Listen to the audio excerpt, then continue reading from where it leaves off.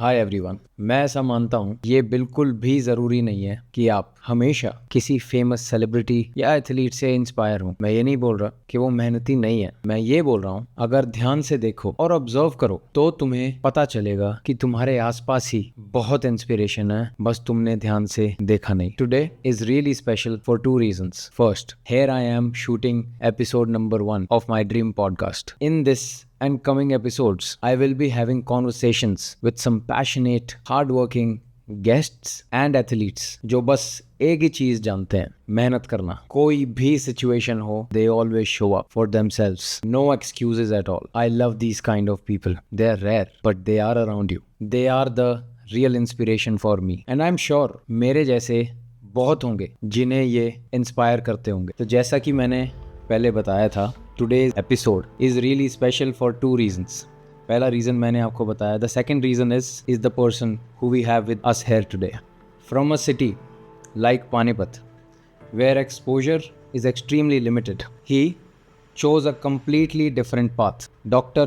Amit Malik, a 46-year-old neuropsychiatrist, DPM consultant, and a hospital director. But that is just one side of the story. In 2019, he started running. What followed is nothing short of extraordinary. Over 100 plus half marathons, 9 to 11 full marathons, nearly 10,000 kilometers of running, and over 30,000 kilometers of cycling. From miles to milestones, he then stepped into one of the toughest endurance challenges in the world, the Ironman Triathlon.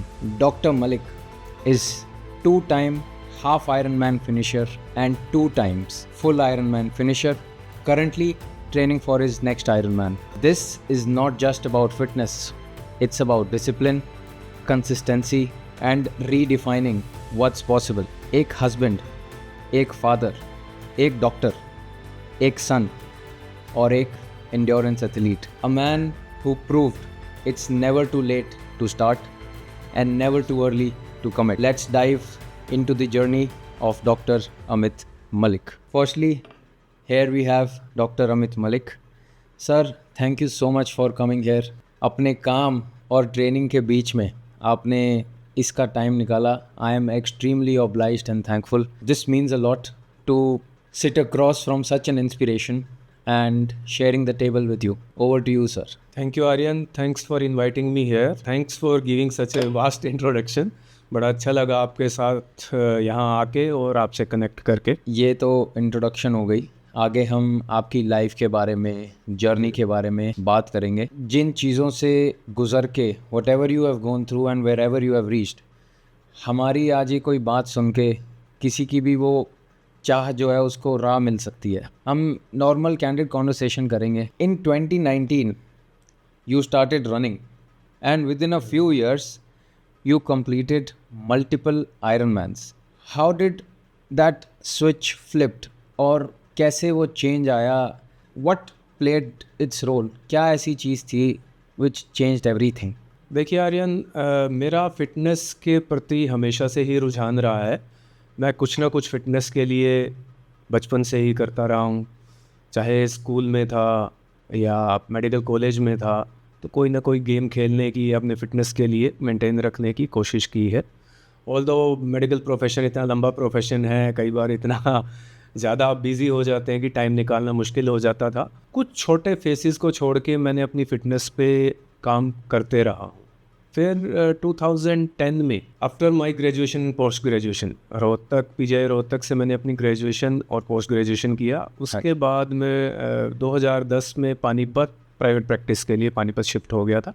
Basically मैं पानीपत से ही belong करता हूँ. तो practice शुरू की तो mental health में जो चैलेंजेस हैं वो मैंने रियलाइज़ किए.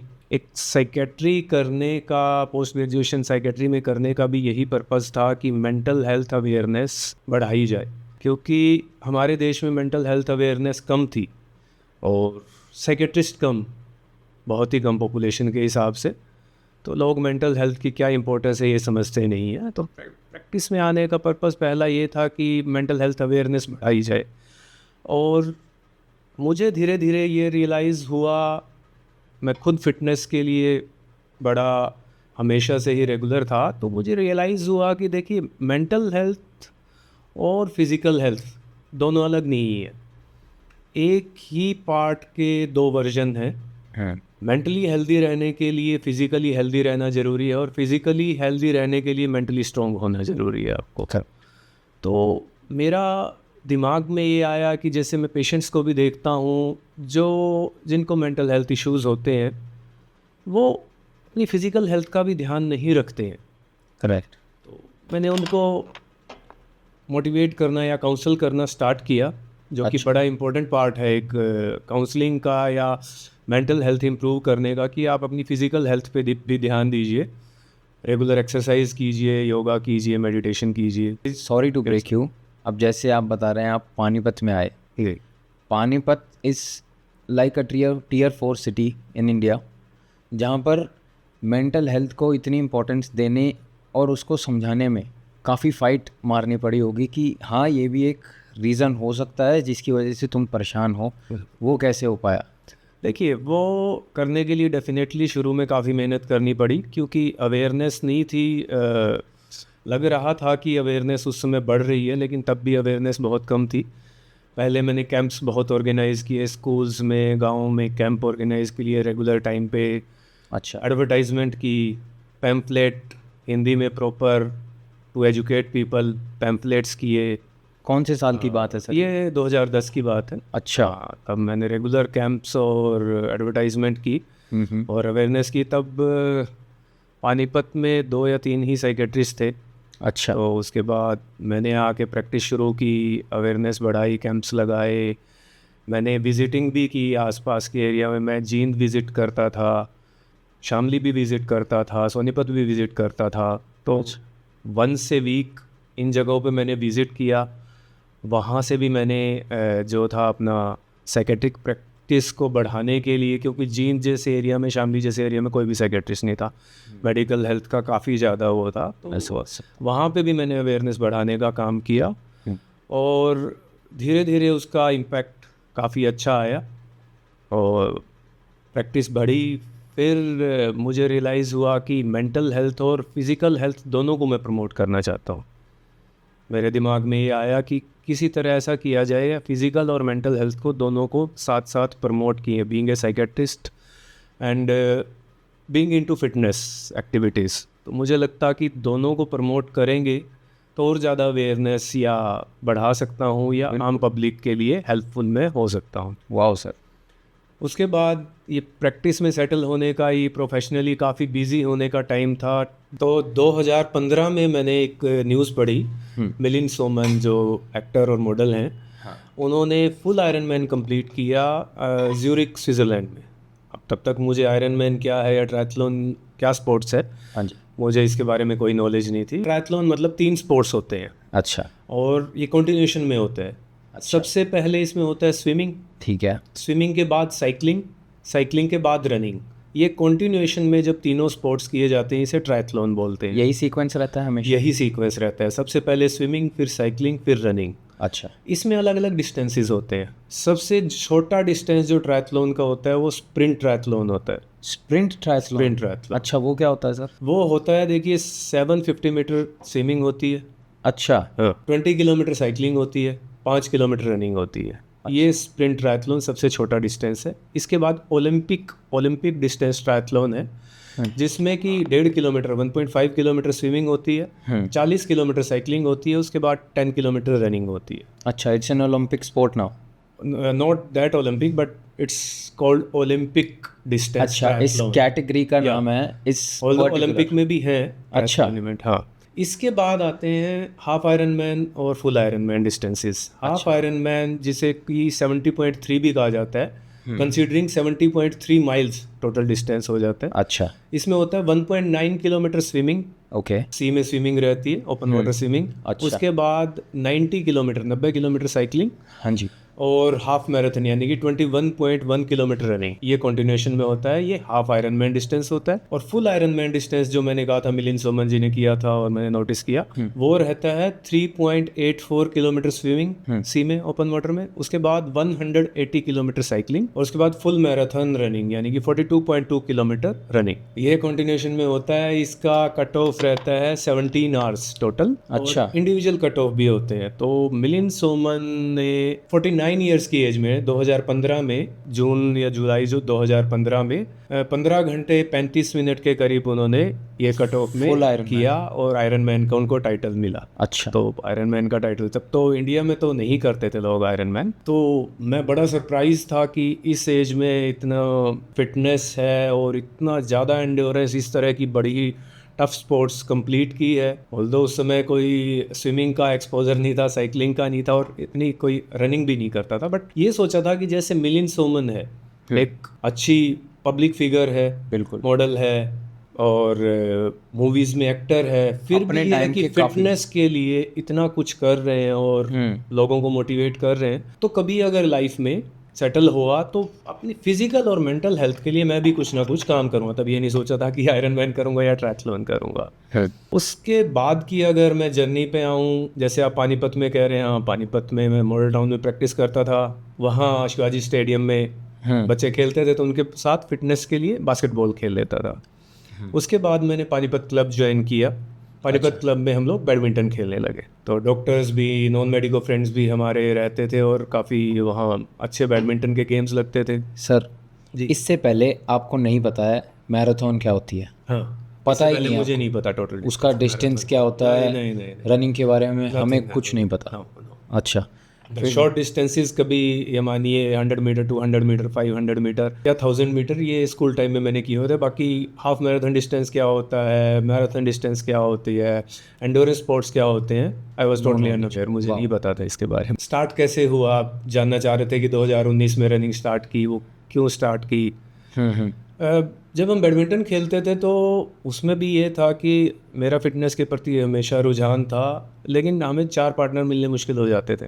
ये है एक। डबल्स खेलने के लिए कभी कभी तो 2 पार्टनर नहीं मिलते थे, 2 लोग भी नहीं होते थे। तो फिर 2019 स्टार्टिंग में मैंने देवीलाल पार्क आना स्टार्ट किया कि थोड़ी सी रनिंग स्टार्ट की जाए। अच्छा। कुछ रनिंग की, अच्छा लगा, अच्छा फील हुआ। 5 किलोमीटर, 6 किलोमीटर, 7 किलोमीटर। तब मैंने MIT यूनिवर्सिटी गुड़गांव में एक इवेंट देखा, 10 किलोमीटर रनिंग इवेंट, रजिस्टर किया। इसके बारे में कैसे पता चला आपको? इसका मैंने सोशल मीडिया पे भी सामने आ गया और न्यूज़पेपर में एक एडवर्टाइजमेंट थी फॉर रजिस्ट्रेशन। अच्छा। मैंने कहा अच्छा ये मैराथन वगैरह होती हैं। तो एक आध फ्रेंड से कांटेक्ट हुआ, उन्होंने किए थे एक इवेंट, रनिंग इवेंट कि हाफ मैराथन।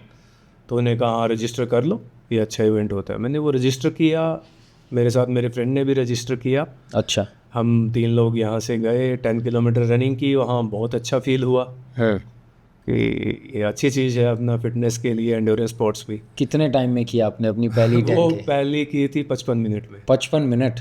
पहली 10 के? पहली ये भी कमेंडेबल है सर। हाँ, उस टाइम तो देखिए जब स्टार्टिंग में रनिंग करते हैं तो इंसान पूरा जोर लगाता है। उस समय कोई जोन्स का एरोबिक, अनएरोबिक ट्रेनिंग क्या होती है, ट्रेनिंग के बारे में, इसके बारे में आगे बात करते हैं हम, क्योंकि इसके बारे में बताएं। आप और मैं तो समझ पाएंगे जोन्स क्या बात कर रहे हो आप। ठीक बात। हरियाणा में स्पेशली ताऊ देवी लाल जी CM रह चुके हैं, तो उनकी प्रेजेंस की वजह से उनके टाइम पे काफ़ी सारे स्पोर्ट्स इंफ्रास्ट्रक्चर डेवलप हुआ जी। हरियाणा में। तो ताऊ देवीलाल पार्क में आपने 10 किलोमीटर भागने के लिए रेस के पहले कितने दिन पहले ट्रेनिंग शुरू कर दी होगी? मैंने 1 महीना पहले ही शुरू की। बस 1 महीना पहले? उससे पहले मैक्सिमम डिस्टेंस आप बता रहे हो आपका 1000 मीटर रहा होगा। 1200 मीटर। मैं ये मान के चल रहा हूँ उस टाइम पे रनिंग शूज़ की इम्पोर्टेंस तो हम, मुझे नहीं लगता, नहीं, नॉर्मल जो जिन शूज़ में हर शूज़ में सारे काम खेल हो रहे रहा था उनमें ही अपना रनिंग स्टार्ट। जिन शूज़ में बैडमिंटन खेल रहे थे उन्हीं शूज़ में आपने रनिंग की।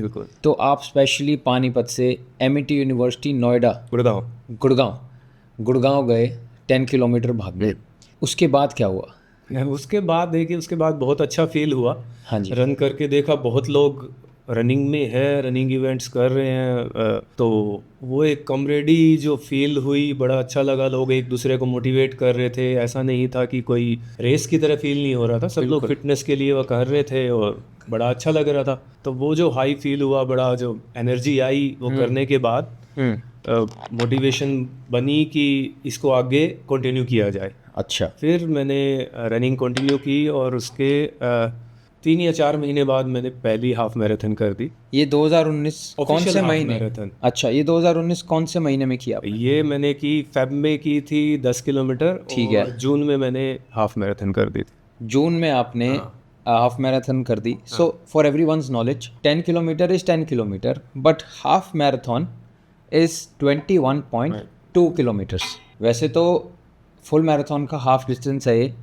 पर ये कैटेगरी इंट्रोड्यूस हुई थी so that there are more number of people participating in races, क्योंकि हर कोई फुल मैराथन नहीं भाग सकता। आपने अपनी पहली official official half timed half marathon की उससे पहले 2 या 3 मैंने हाफ मैराथन कर ली थी प्रैक्टिस में।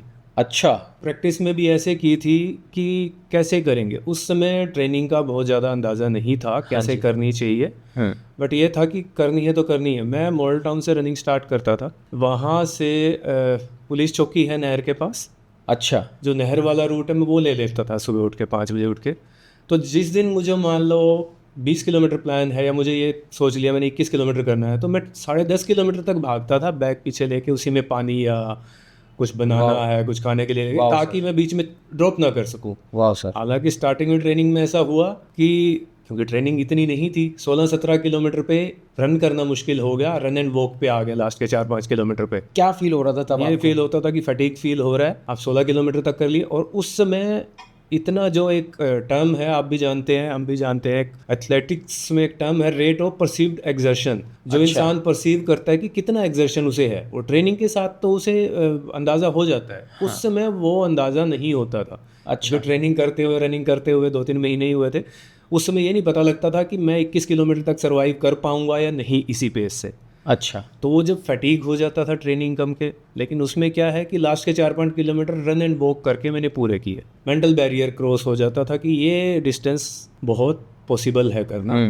मैं समझ और जैसा कि मैंने कहा, मेंटल और फिजिकल हेल्थ अलग तो है नहीं, मेंटली स्ट्रांग होना ज़रूरी है। ये मेरी स्ट्रेटजी उस समय थी। फिर मैंने पहली हाफ मैराथन की, 21 किलोमीटर रनिंग इवेंट किया। उसके बाद मुझे धीरे धीरे ट्रेनिंग का अंदाज़ा हो गया। अब इस टाइम पे आपको रनिंग करते हुए 4 से 5 महीने हो चुके हैं। ये एज अ रनर, क्योंकि मैं भी रनिंग करता हूँ, ये फीलिंग मैं आपसे शेयर करना चाह रहा हूँ कि जब आप रनिंग शुरू करते हो एक्साइटमेंट काफ़ी होती है। जब आप 10 किलोमीटर डिस्टेंस भाग रहे हो, 2-3 किलोमीटर के बाद आपको एक रनर्स हाई फील होता है, आप काफ़ी एक्साइटेड फील करते हैं। बट जब आप 7th-8th किलोमीटर पे होते हैं, वही एक्साइटमेंट एक पेन में कन्वर्ट हो चुकी होती है, ट्रांजिशन हो चुकी होती है। और उस टाइम पे तो इंसान ये सोचता है कि मैं क्यों भागने आया। तब उस चीज़ को आपने, क्या आपके साथ भी वो चीज़ हुई? जी बिल्कुल हुई। हाँ बिल्कुल हुई। और लेकिन ये पता था, क्योंकि पहले भी फिटनेस एक्टिविटीज़ में रहा हूँ, और एक सेइंग है जैसा कि growth lies on the other side of discomfort. तो डिस्कम्फर्ट को क्रॉस करेंगे तो ही ग्रोथ होगी, ये माइंड में था कि ये एक हेल्दी डिस्कम्फर्ट है। ठीक है। अच्छा। इस डिस्कम्फर्ट को एंड्योर करेंगे तो धीरे धीरे डेवलप होगा। जैसे कि जो लोग जिम करते हैं या कोई भी एक्सरसाइज करते हैं, पेन तो उसमें भी होता है, मसल पेन होता है। बिल्कुल। मसल पेन के बाद ही ग्रोथ पॉसिबल है। अगर आपने उतना नहीं किया, आपको वही नहीं हो रहा है, तो आप प्रॉपर ट्रेनिंग या प्रॉपर एक्सरसाइज नहीं कर रहे हैं, जिससे ग्रोथ बहुत कम होगी। एब्सोल्युटली। अब इस टाइम पे ये तो एक एक्साइटमेंट हो गया, एक मेंटल बैरियर हो गया। हाँ मैंने 10 किलोमीटर भाग ली, हाँ मैंने अब एक हाफ मैराथन भी भाग ली, पर उस चीज़ से टच में रहना, रनिंग से टच में रहना, जबकि आपको पता है ये चीज़ करके I will go through extreme pain. 15 kilometre भी खुशी खुशी भाग लेता है एक आदमी जब इतनी ट्रेनिंग करे, बट उसके बाद जो पेन शुरू होता है, जो मेंटल फाइट शुरू होती है, उस चीज़ से आपने कैसे टैकल किया और उस चीज़ को आपने कंटिन्यू कैसे रखा हाफ मैराथन भागने के बाद भी? हाँ देखिए, जैसा कि पेन या डिस्कम्फर्ट हुआ, हाँ, तो उस समय ये था कि हाँ ये हो रहा है। इसमें साइंटिफिकली मैंने फॉलो किया उसके बाद चीज़ों को।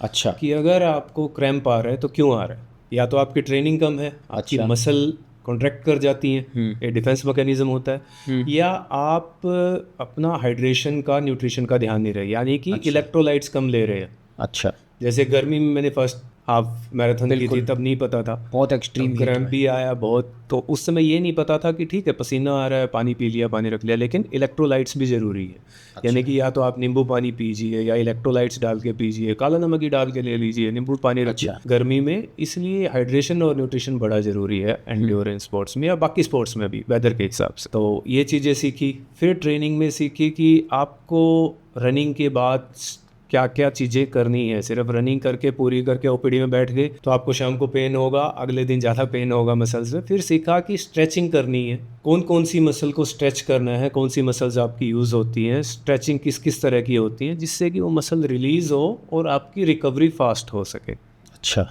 फोम रोलर का क्या यूज़ है? अब जैसे आप ये चीज़ों के बारे में बता रहे हैं, लेट्स अंडरस्टैंड। अब किसी को रनिंग स्टार्ट करनी है तो इन बेसिक कुछ ऐसी 3 से 4 चीज़ें आप बताओ वो कैसे शुरू कर सकता है। उसके पास रनिंग की ज़ीरो नॉलेज है, how can he enter in his running face और हर रनिंग फेस? बिल्कुल, देखिए रनिंग अगर आप शुरू करना चाहते हैं, पहली चीज़ ऑल आउट मत जाइए पहले दिन से। लोग सोचते हैं रनिंग करें एक दूसरे को देख के, आपका किसी से कंपटीशन नहीं है दूसरे इंसान का। कोई भी आप सामने भागता देख रहे हैं, बड़ा तेज भाग रहा है यार, ये तो बड़ा अच्छा कर रहा है। आपको ये नहीं पता उसने कितनी ट्रेनिंग की है, उसका क्या बैकग्राउंड है, फिटनेस बैकग्राउंड या ट्रेनिंग का बैकग्राउंड, या बाकी प्रोफेशनली वो कितना बिजी है, क्या एक्टिविटीज़ करता है। तो अगर आप स्टार्ट कर रहे हैं तो हमेशा स्लो स्टार्ट कीजिए, रन एंड वॉक विधि से स्टार्ट कीजिए।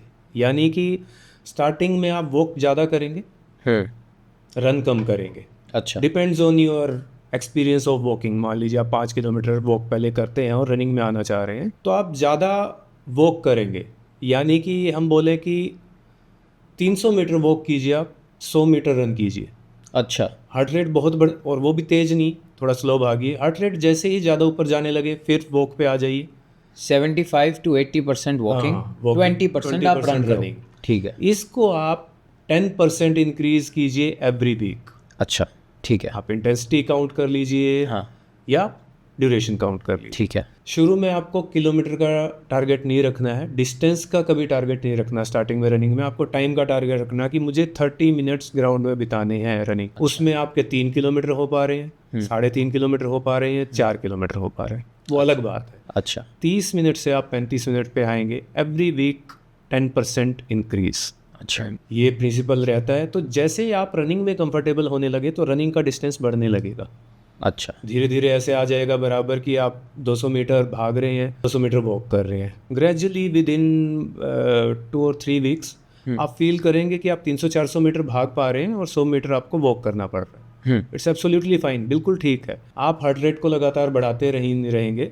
इसके बाद हम जोन्स से थोड़ा सा मैं अभी एक्सप्लेन कर दूं। जोन्स, हार्ट रेट जोन के हिसाब से आपको एंडोरेंस एक्टिविटीज़ करनी होती है, जैसे रनिंग भी एंडोरेंस एक्टिविटी है। आप जोन स्टार्टिंग से बताओ कि कैसे जब आप रनिंग करते हो, लॉन्ग डिस्टेंस रनिंग करते हो, तो आपकी धड़कन ग्रेजुअली जोन्स में शिफ्ट करती रहती है और हर इंसान के ये अलग होते हैं। हाँ, तो जैसे हम रनिंग किसी ने स्टार्ट की है, ठीक है, जैसे हर इंसान का रेस्टिंग हार्ट रेट अलग होता है। रेस्टिंग हार्ट रेट मतलब जब सो के उठा इंसान, उसकी एवरेज हार्ट रेट क्या रह रही है, वो अलग हो रही है आपकी फिटनेस के हिसाब से, एज के हिसाब से।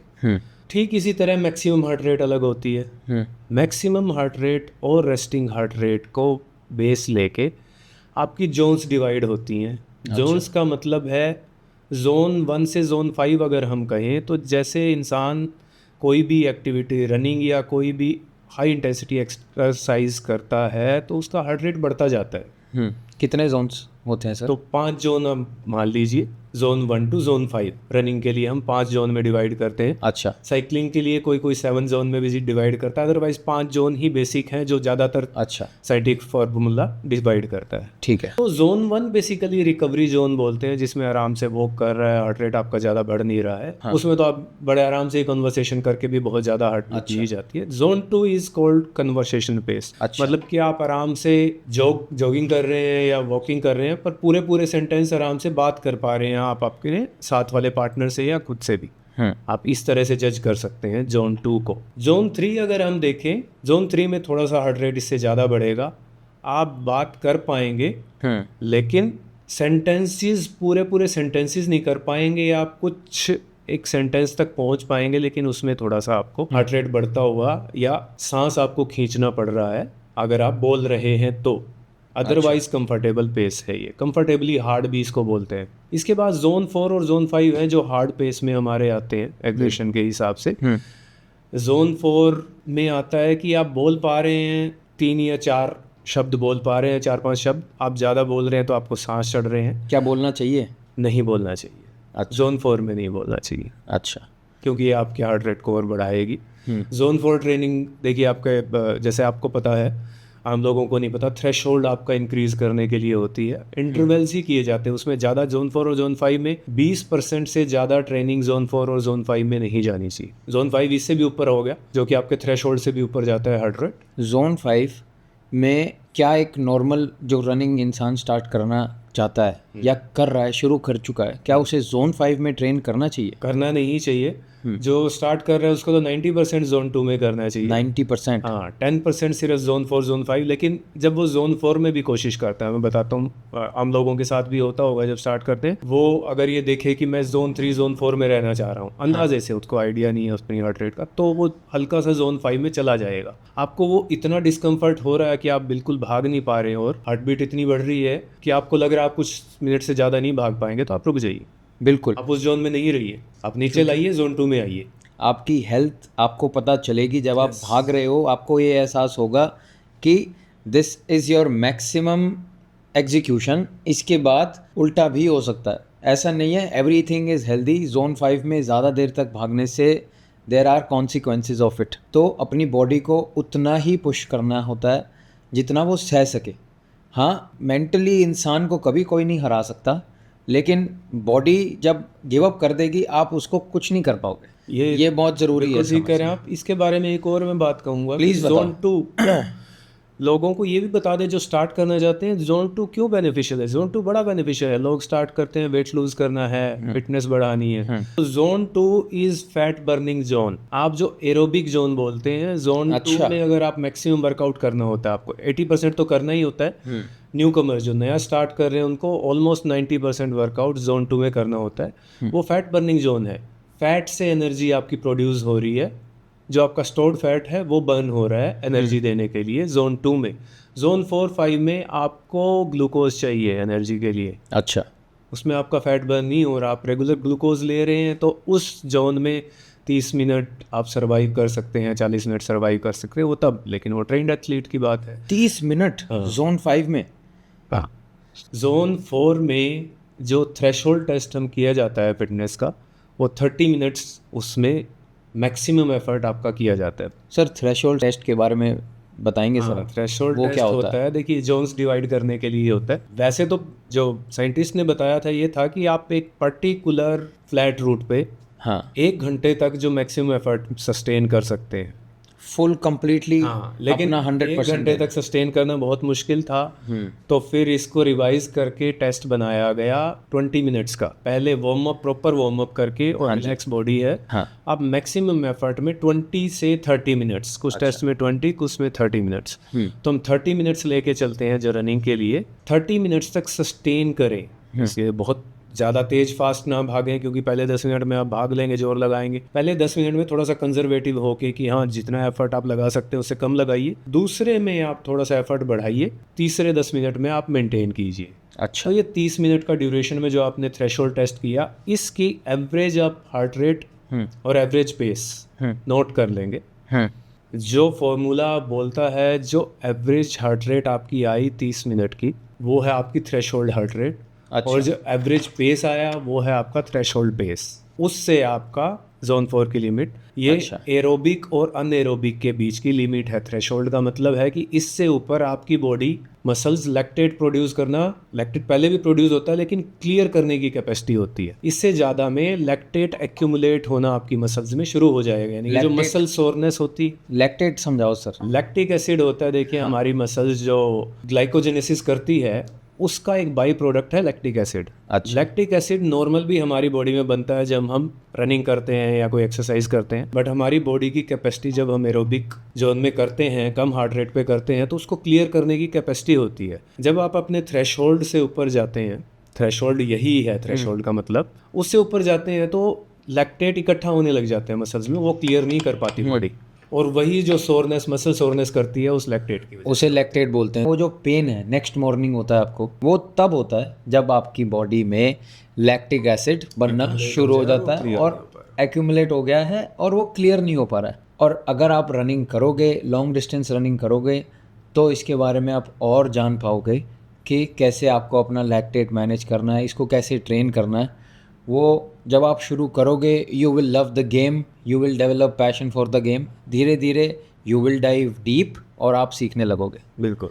क्योंकि मैं ये समझता हूँ जितना एक आदमी या कोई भी पर्सन खुद एक्सपीरियंस करके सीखने की कोशिश करेगा, उसको इतनी क्लैरिटी मिलेगी। नहीं, ज्ञान तो मैं ये बोलूँगा यूट्यूब पे, गूगल पे अब बहुत है। अब तो चैट जीपीटी है, यू जस्ट हैव टू से अ प्रॉम्प्ट, वो आपको बता देगा कैसे क्या करना है।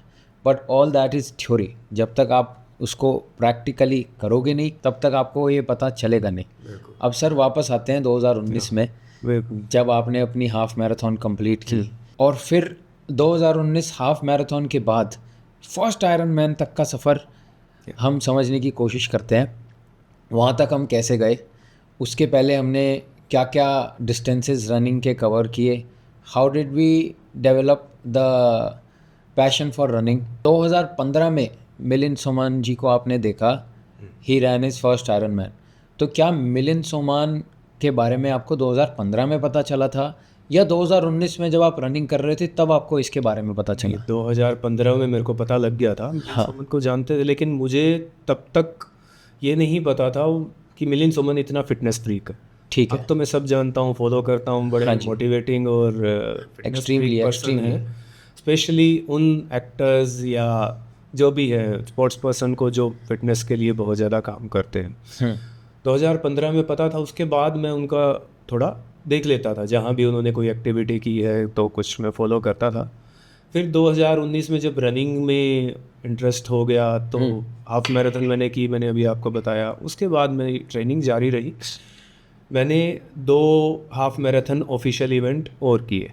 ये 2019 में ही किया 19 में ही किए। या आपने खुद को चैलेंज करने के लिए किया, या आपको रनिंग से प्यार हो चुका था? रनिंग से प्यार हो चुका था, यही कह सकते हैं कि मुझे इतना अच्छा लगा कि एक ऐसा स्पोर्ट्स है जिसमें आप डेली खुद से बेहतर कर सकते हैं। करेक्ट। एक आंकड़ा है आपके पास, आप कंपेयर करने का, आपका किसी और से कंपैरिजन नहीं है। You can improve yourself week by week. भाई मैं पिछले हफ्ते या पिछले महीने यहाँ खड़ा था, आज मैं यहाँ खड़ा हूँ और मैं देख पा रहा हूँ मेरी फिटनेस इम्प्रूव हो रही है। एब्सोल्युटली। तो वो जो अच्छा फील होता है, तो उस समय सुबह का रनिंग का टाइम बड़ा अच्छा फील होता था। पूरे दिन उसके बाद प्रोफेशनली बिजी होते थे, तो वो टाइम एक तरह की मतलब कि एक फिटनेस की एडिक्शन शुरू होगी कि भाई रनिंग अपना करना है और एंड्योरेंस इसमें जाना है, स्पोर्ट्स में, रनिंग में।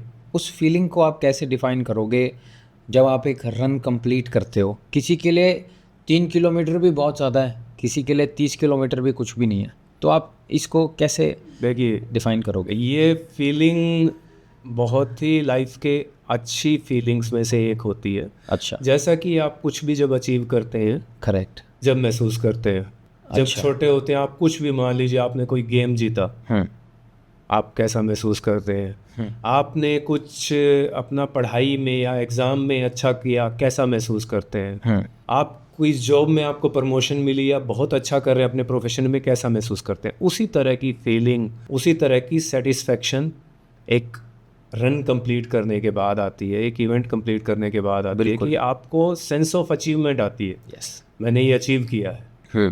वो अलग ही खुशी होती है। और उस समय आपको कुछ पेन या वो डाउट्स जो रहते हैं ड्यूरिंग रन जो आते हैं, वो सारे क्लियर हो जाते हैं। बिल्कुल। और आप आगे अपनी ट्रेनिंग की तरफ देखते हैं। तो मैंने बताया 2-3 इवेंट मैंने हाफ मैराथन के किए। तो 2019 में आप 3 half marathon official half marathon कर चुका था। हाँ जी।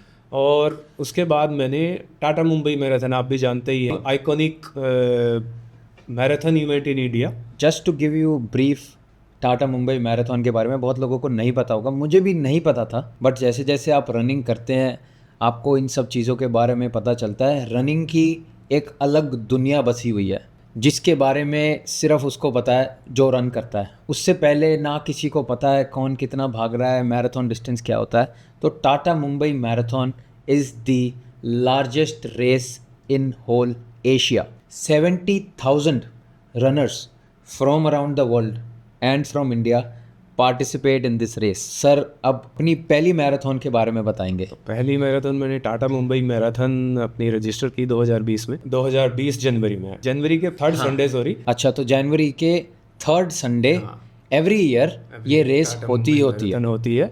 और मैं ये और बताऊं कि जब मैंने स्टार्ट की तो मेरे साथ मेरी वाइफ ने भी रनिंग स्टार्ट कर दी थी. वाओ. उन्होंने छोटे 10 किलोमीटर और इनसे स्टार्ट की थी. मैंने full marathon, Tata Mumbai marathon full marathon register किया. वाइफ का हाफ मैराथन रजिस्टर करवाया टाटा मुंबई में. हाँ जी. और हमने ट्रेनिंग की. तो उसके बाद हम मुंबई गए. मुंबई में मैंने पहली टाटा मुंबई मैराथन की, फुल मैराथन की. वाइफ ने हाफ मैराथन की. बहुत अच्छा फील हुआ. और वहाँ पे ड्यूरिंग द रन अब आप मिलिंद सोमन अच्छा हमें रनिंग करते हुए दिखे. वाओ. पर अब आप मुझे ये तो अब आप एक स्माइल के साथ बता रहे हो कि आप पहली मैराथन भागे, बट जब आप पहली मैराथन भागे आप उसको अगर फेज वाइज एक्सप्लेन करोगे, पहले 10 किलोमीटर कैसे थे, फिर नेक्स्ट 11 to 20th किलोमीटर आपको कैसा फील हो रहा था. If you are taking your partner to a run, ये सामने वाले से करवाना ही is the biggest task in the world. But उसके बारे में हम बात करेंगे. अब आप अपना मैराथन एक्सपीरियंस बताओ. So full marathon is 42.2 kilometres. Okay, जो कि पूरे वर्ल्ड के सिर्फ 1% लोग ही भाग पाते हैं. लेस देन 1% कंप्लीट कर पाते हैं. अटेम्प्ट 1% करते हैं. अटेम्प्ट बहुत लोग करते हैं, फिनिश हर कोई नहीं कर पाता because it is 42.2 kilometres of constant running. बताइए सर, कैसी रही आपकी पहली मैराथन जैसा कि 2020 में? Tata Mumbai marathon is iconic running event. Absolutely अच्छा रहता है माहौल. और स्टार्ट ही इतनी अच्छी जगह से CST से होती है. फिर जुहू बीच के पास से क्रॉस करते हो आपको बड़ी ठंडी ठंडी हवा फील होती है जनवरी में जो तो जोश बहुत होता है. इतने लोग भाग रहे होते हैं और आपको सपोर्ट करने के लिए वहाँ पूरा मुंबई खड़ा होता है. ये मैंने एक्सपीरियंस किया. Out of all the cities वहाँ पे जो लोगों की कंट्रीब्यूशन है आपके सपोर्ट के लिए कमेंडेबल है. ये तो 2020 की बात कर रहे हैं. मैं अपनी मुंबई मैराथन भागा था इस साल जनवरी में. मैं तो ये कहूँगा तब से अब तक सपोर्ट बढ़ा ही होगा. And I was extremely overwhelmed to see the support. Race starts in the morning at 4 AM. You have to be there at the venue. 5 AM it flags off. 5 बजे से सुबह लोग सड़कों पे उतरे हुए हैं आपको सपोर्ट करने के लिए. वो भाग नहीं रहे, वो बस आपको सपोर्ट करने आए हैं. तो मुंबई की स्पिरिट के लिए तो बहुत ही अच्छी बात है. तो सर आपने रेस स्टार्ट की. रेस स्टार्ट की 10 किलोमीटर बहुत अच्छा फील हुआ. हाँ, सपोर्ट भी रहता है, जोश भी है, भाग रही है, एक्साइटमेंट थी कहीं ना कहीं. लेकिन देख चुके थे आप मैराथन में तो माइंड में ये था कि बहुत जोश में तेज नहीं भागना है. इससे पहले आप इतना डिस्टेंस नहीं भागे कभी? इतना नहीं भागा था. 35 किलोमीटर तक किया था मैंने. ट्रेनिंग कैसी थी आपकी मैराथन के लिए? ठीक थी, लेकिन कॉन्फिडेंट जैसा कहेंगे फरवरी से और सीधा 11 महीने में फुल मैराथन पे पहुंच गया. It is not easy. It is not easy. आप प्लीज़ ये क्लियर करो. हर कोई नहीं कर सकता. तो go into full marathon in 11 months is not recommended. You should go slow. आराम से जाइए, अपना हाफ मैराथन टाइप चीज़ें इंप्रूव कीजिए, एंड्योरेंस डेवलप कीजिए. तो मेरे माइंड में ये था कि मेंटली मैं स्ट्रॉन्ग था हमेशा से. कंप्लीट तो मैं करूँगा. और ट्रेनिंग में भी मैंने 35 किलोमीटर तक 2-3 रन किए थे. अच्छा. 30 किलोमीटर प्लस 3 रन किए थे मैंने. वाह. तो आई वॉज कॉन्फिडेंट कि मैं कंप्लीट कर दूंगा. लेकिन जब हम नॉर्थ इंडिया से मुंबई जाते हैं, बिल्कुल हम करते हैं यहाँ नवंबर, दिसंबर, जनवरी ठंडे मौसम में, बहुत अच्छे वेदर में हम ट्रेनिंग करते हैं. वहाँ जाते हैं, मौसम होता है ह्यूमिड. पहला रियलिटी चेक. 11 से 20 किलोमीटर पे जब आप आते हो पैडल रोड पे, जब वो एलिवेशन पे आप जाते हो, फिर आपको ह्यूमिडिटी मिलती है. हाफ मैराथन तक पहुंचने में आपको फिर वो ह्यूमिडिटी और थकान फील होने लगती है. अच्छा, तो 20 किलोमीटर, 20-21 किलोमीटर पे आपको ये लगता है कि हाँ रियलिटी चेक आता है. रियलिटी चेक आ गया, काफ़ी थकान हो चुकी है.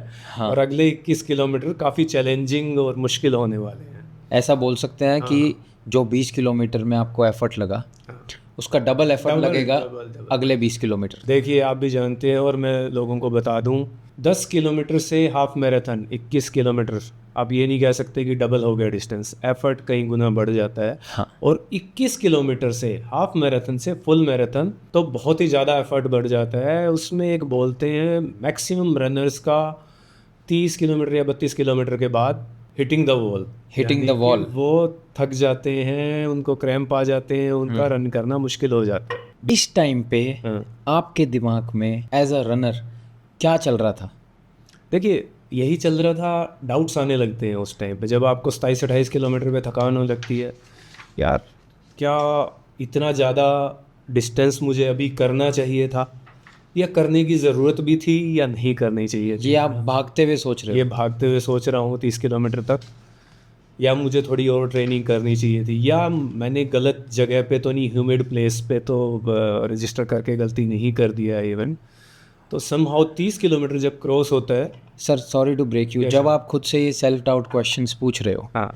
उस टाइम पे भी आपके पास दो ही रास्ते हैं, या तो आप रेस छोड़ दो, आप क्विट कर दो, पर वो करना इज़ अ फाइट, क्योंकि आप इतनी दूर से स्पेशली पानीपत से अपने पैसे लगाकर फ्लाइट्स बुक कर कर टाइम निकाल कर आप मुंबई गए हो, ये खुद को समझाने के लिए कि हाँ मैं एक मैराथन भाग सकता हूँ। उस टाइम पे 21 किलोमीटर पर जब आपको इतने सेल्फ डाउट के क्वेश्चंस आ रहे हैं दिमाग में, what pushes you to go for the next step?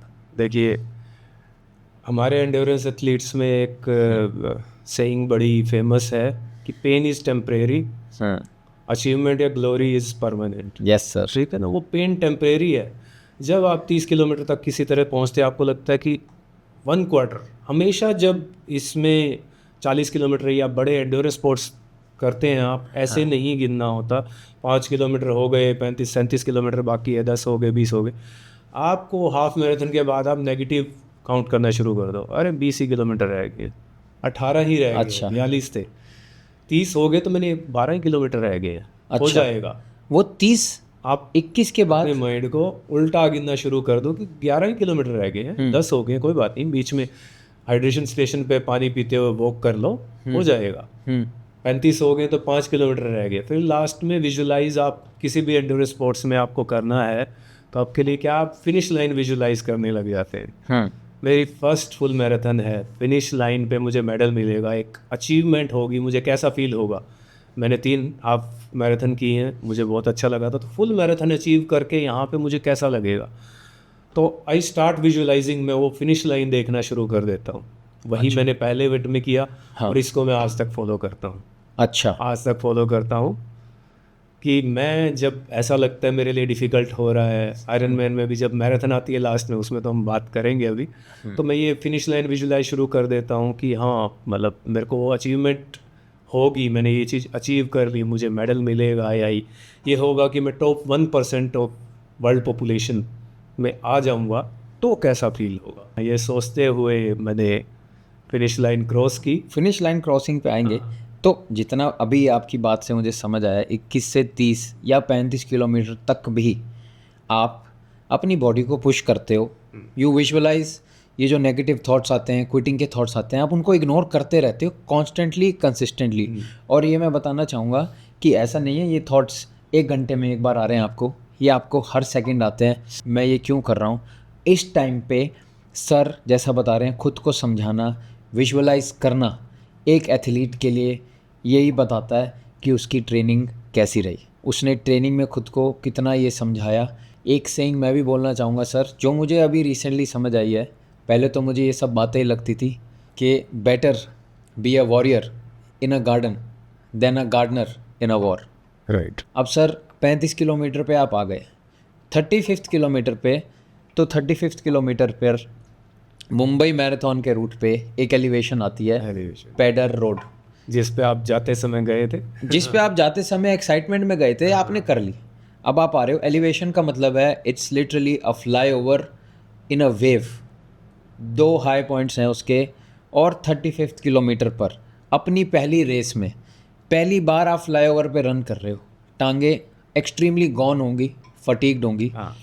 उस टाइम पे लोगों का सपोर्ट भी होता है, पर हाइड्रेशन स्टेशंस पर पानी काफ़ी कम हो जाता है, आपकी टांगें इतनी फटीग होती हैं, आप हाइड्रेशन स्टेशन तक जाने में भी 2 बार सोचते हो कि मैं अगर जिगजैग होके उस साइड जाऊंगा तो कैसे किया आपने वो लास्ट के 5-7 किलोमीटर ऐसा कैसे तो रहे? नहीं है, फ्लाईओवर मैंने किया था, जैसे मैंने बताया, मैं नहर पे जब अच्छा, ट्रेनिंग करने निकलता आप था ट्रेनिंग कर तो चुके उसमें थे? फ्लाईओवर्स आते थे, अच्छा। तो फ्लाईओवर का एक्सपीरियंस था। हाँ। और वो फ्लाईओवर का एक्सपीरियंस मेरे लास्ट के 5-6 किलोमीटर में भी आता था, जब मैंने 33-34-35 किलोमीटर रनिंग किया है। अच्छा। मतलब यही एडवाइजेबल है कि आप बिल्कुल, ऐसा नहीं है कि आपने 20 की ट्रेनिंग की और आप 40 दौड़ने निकल लिए नहीं। किसी रेस में, ये कभी नहीं करना है। हाँ। मैं कर लिया, लेकिन मैंने ट्रेनिंग की थी।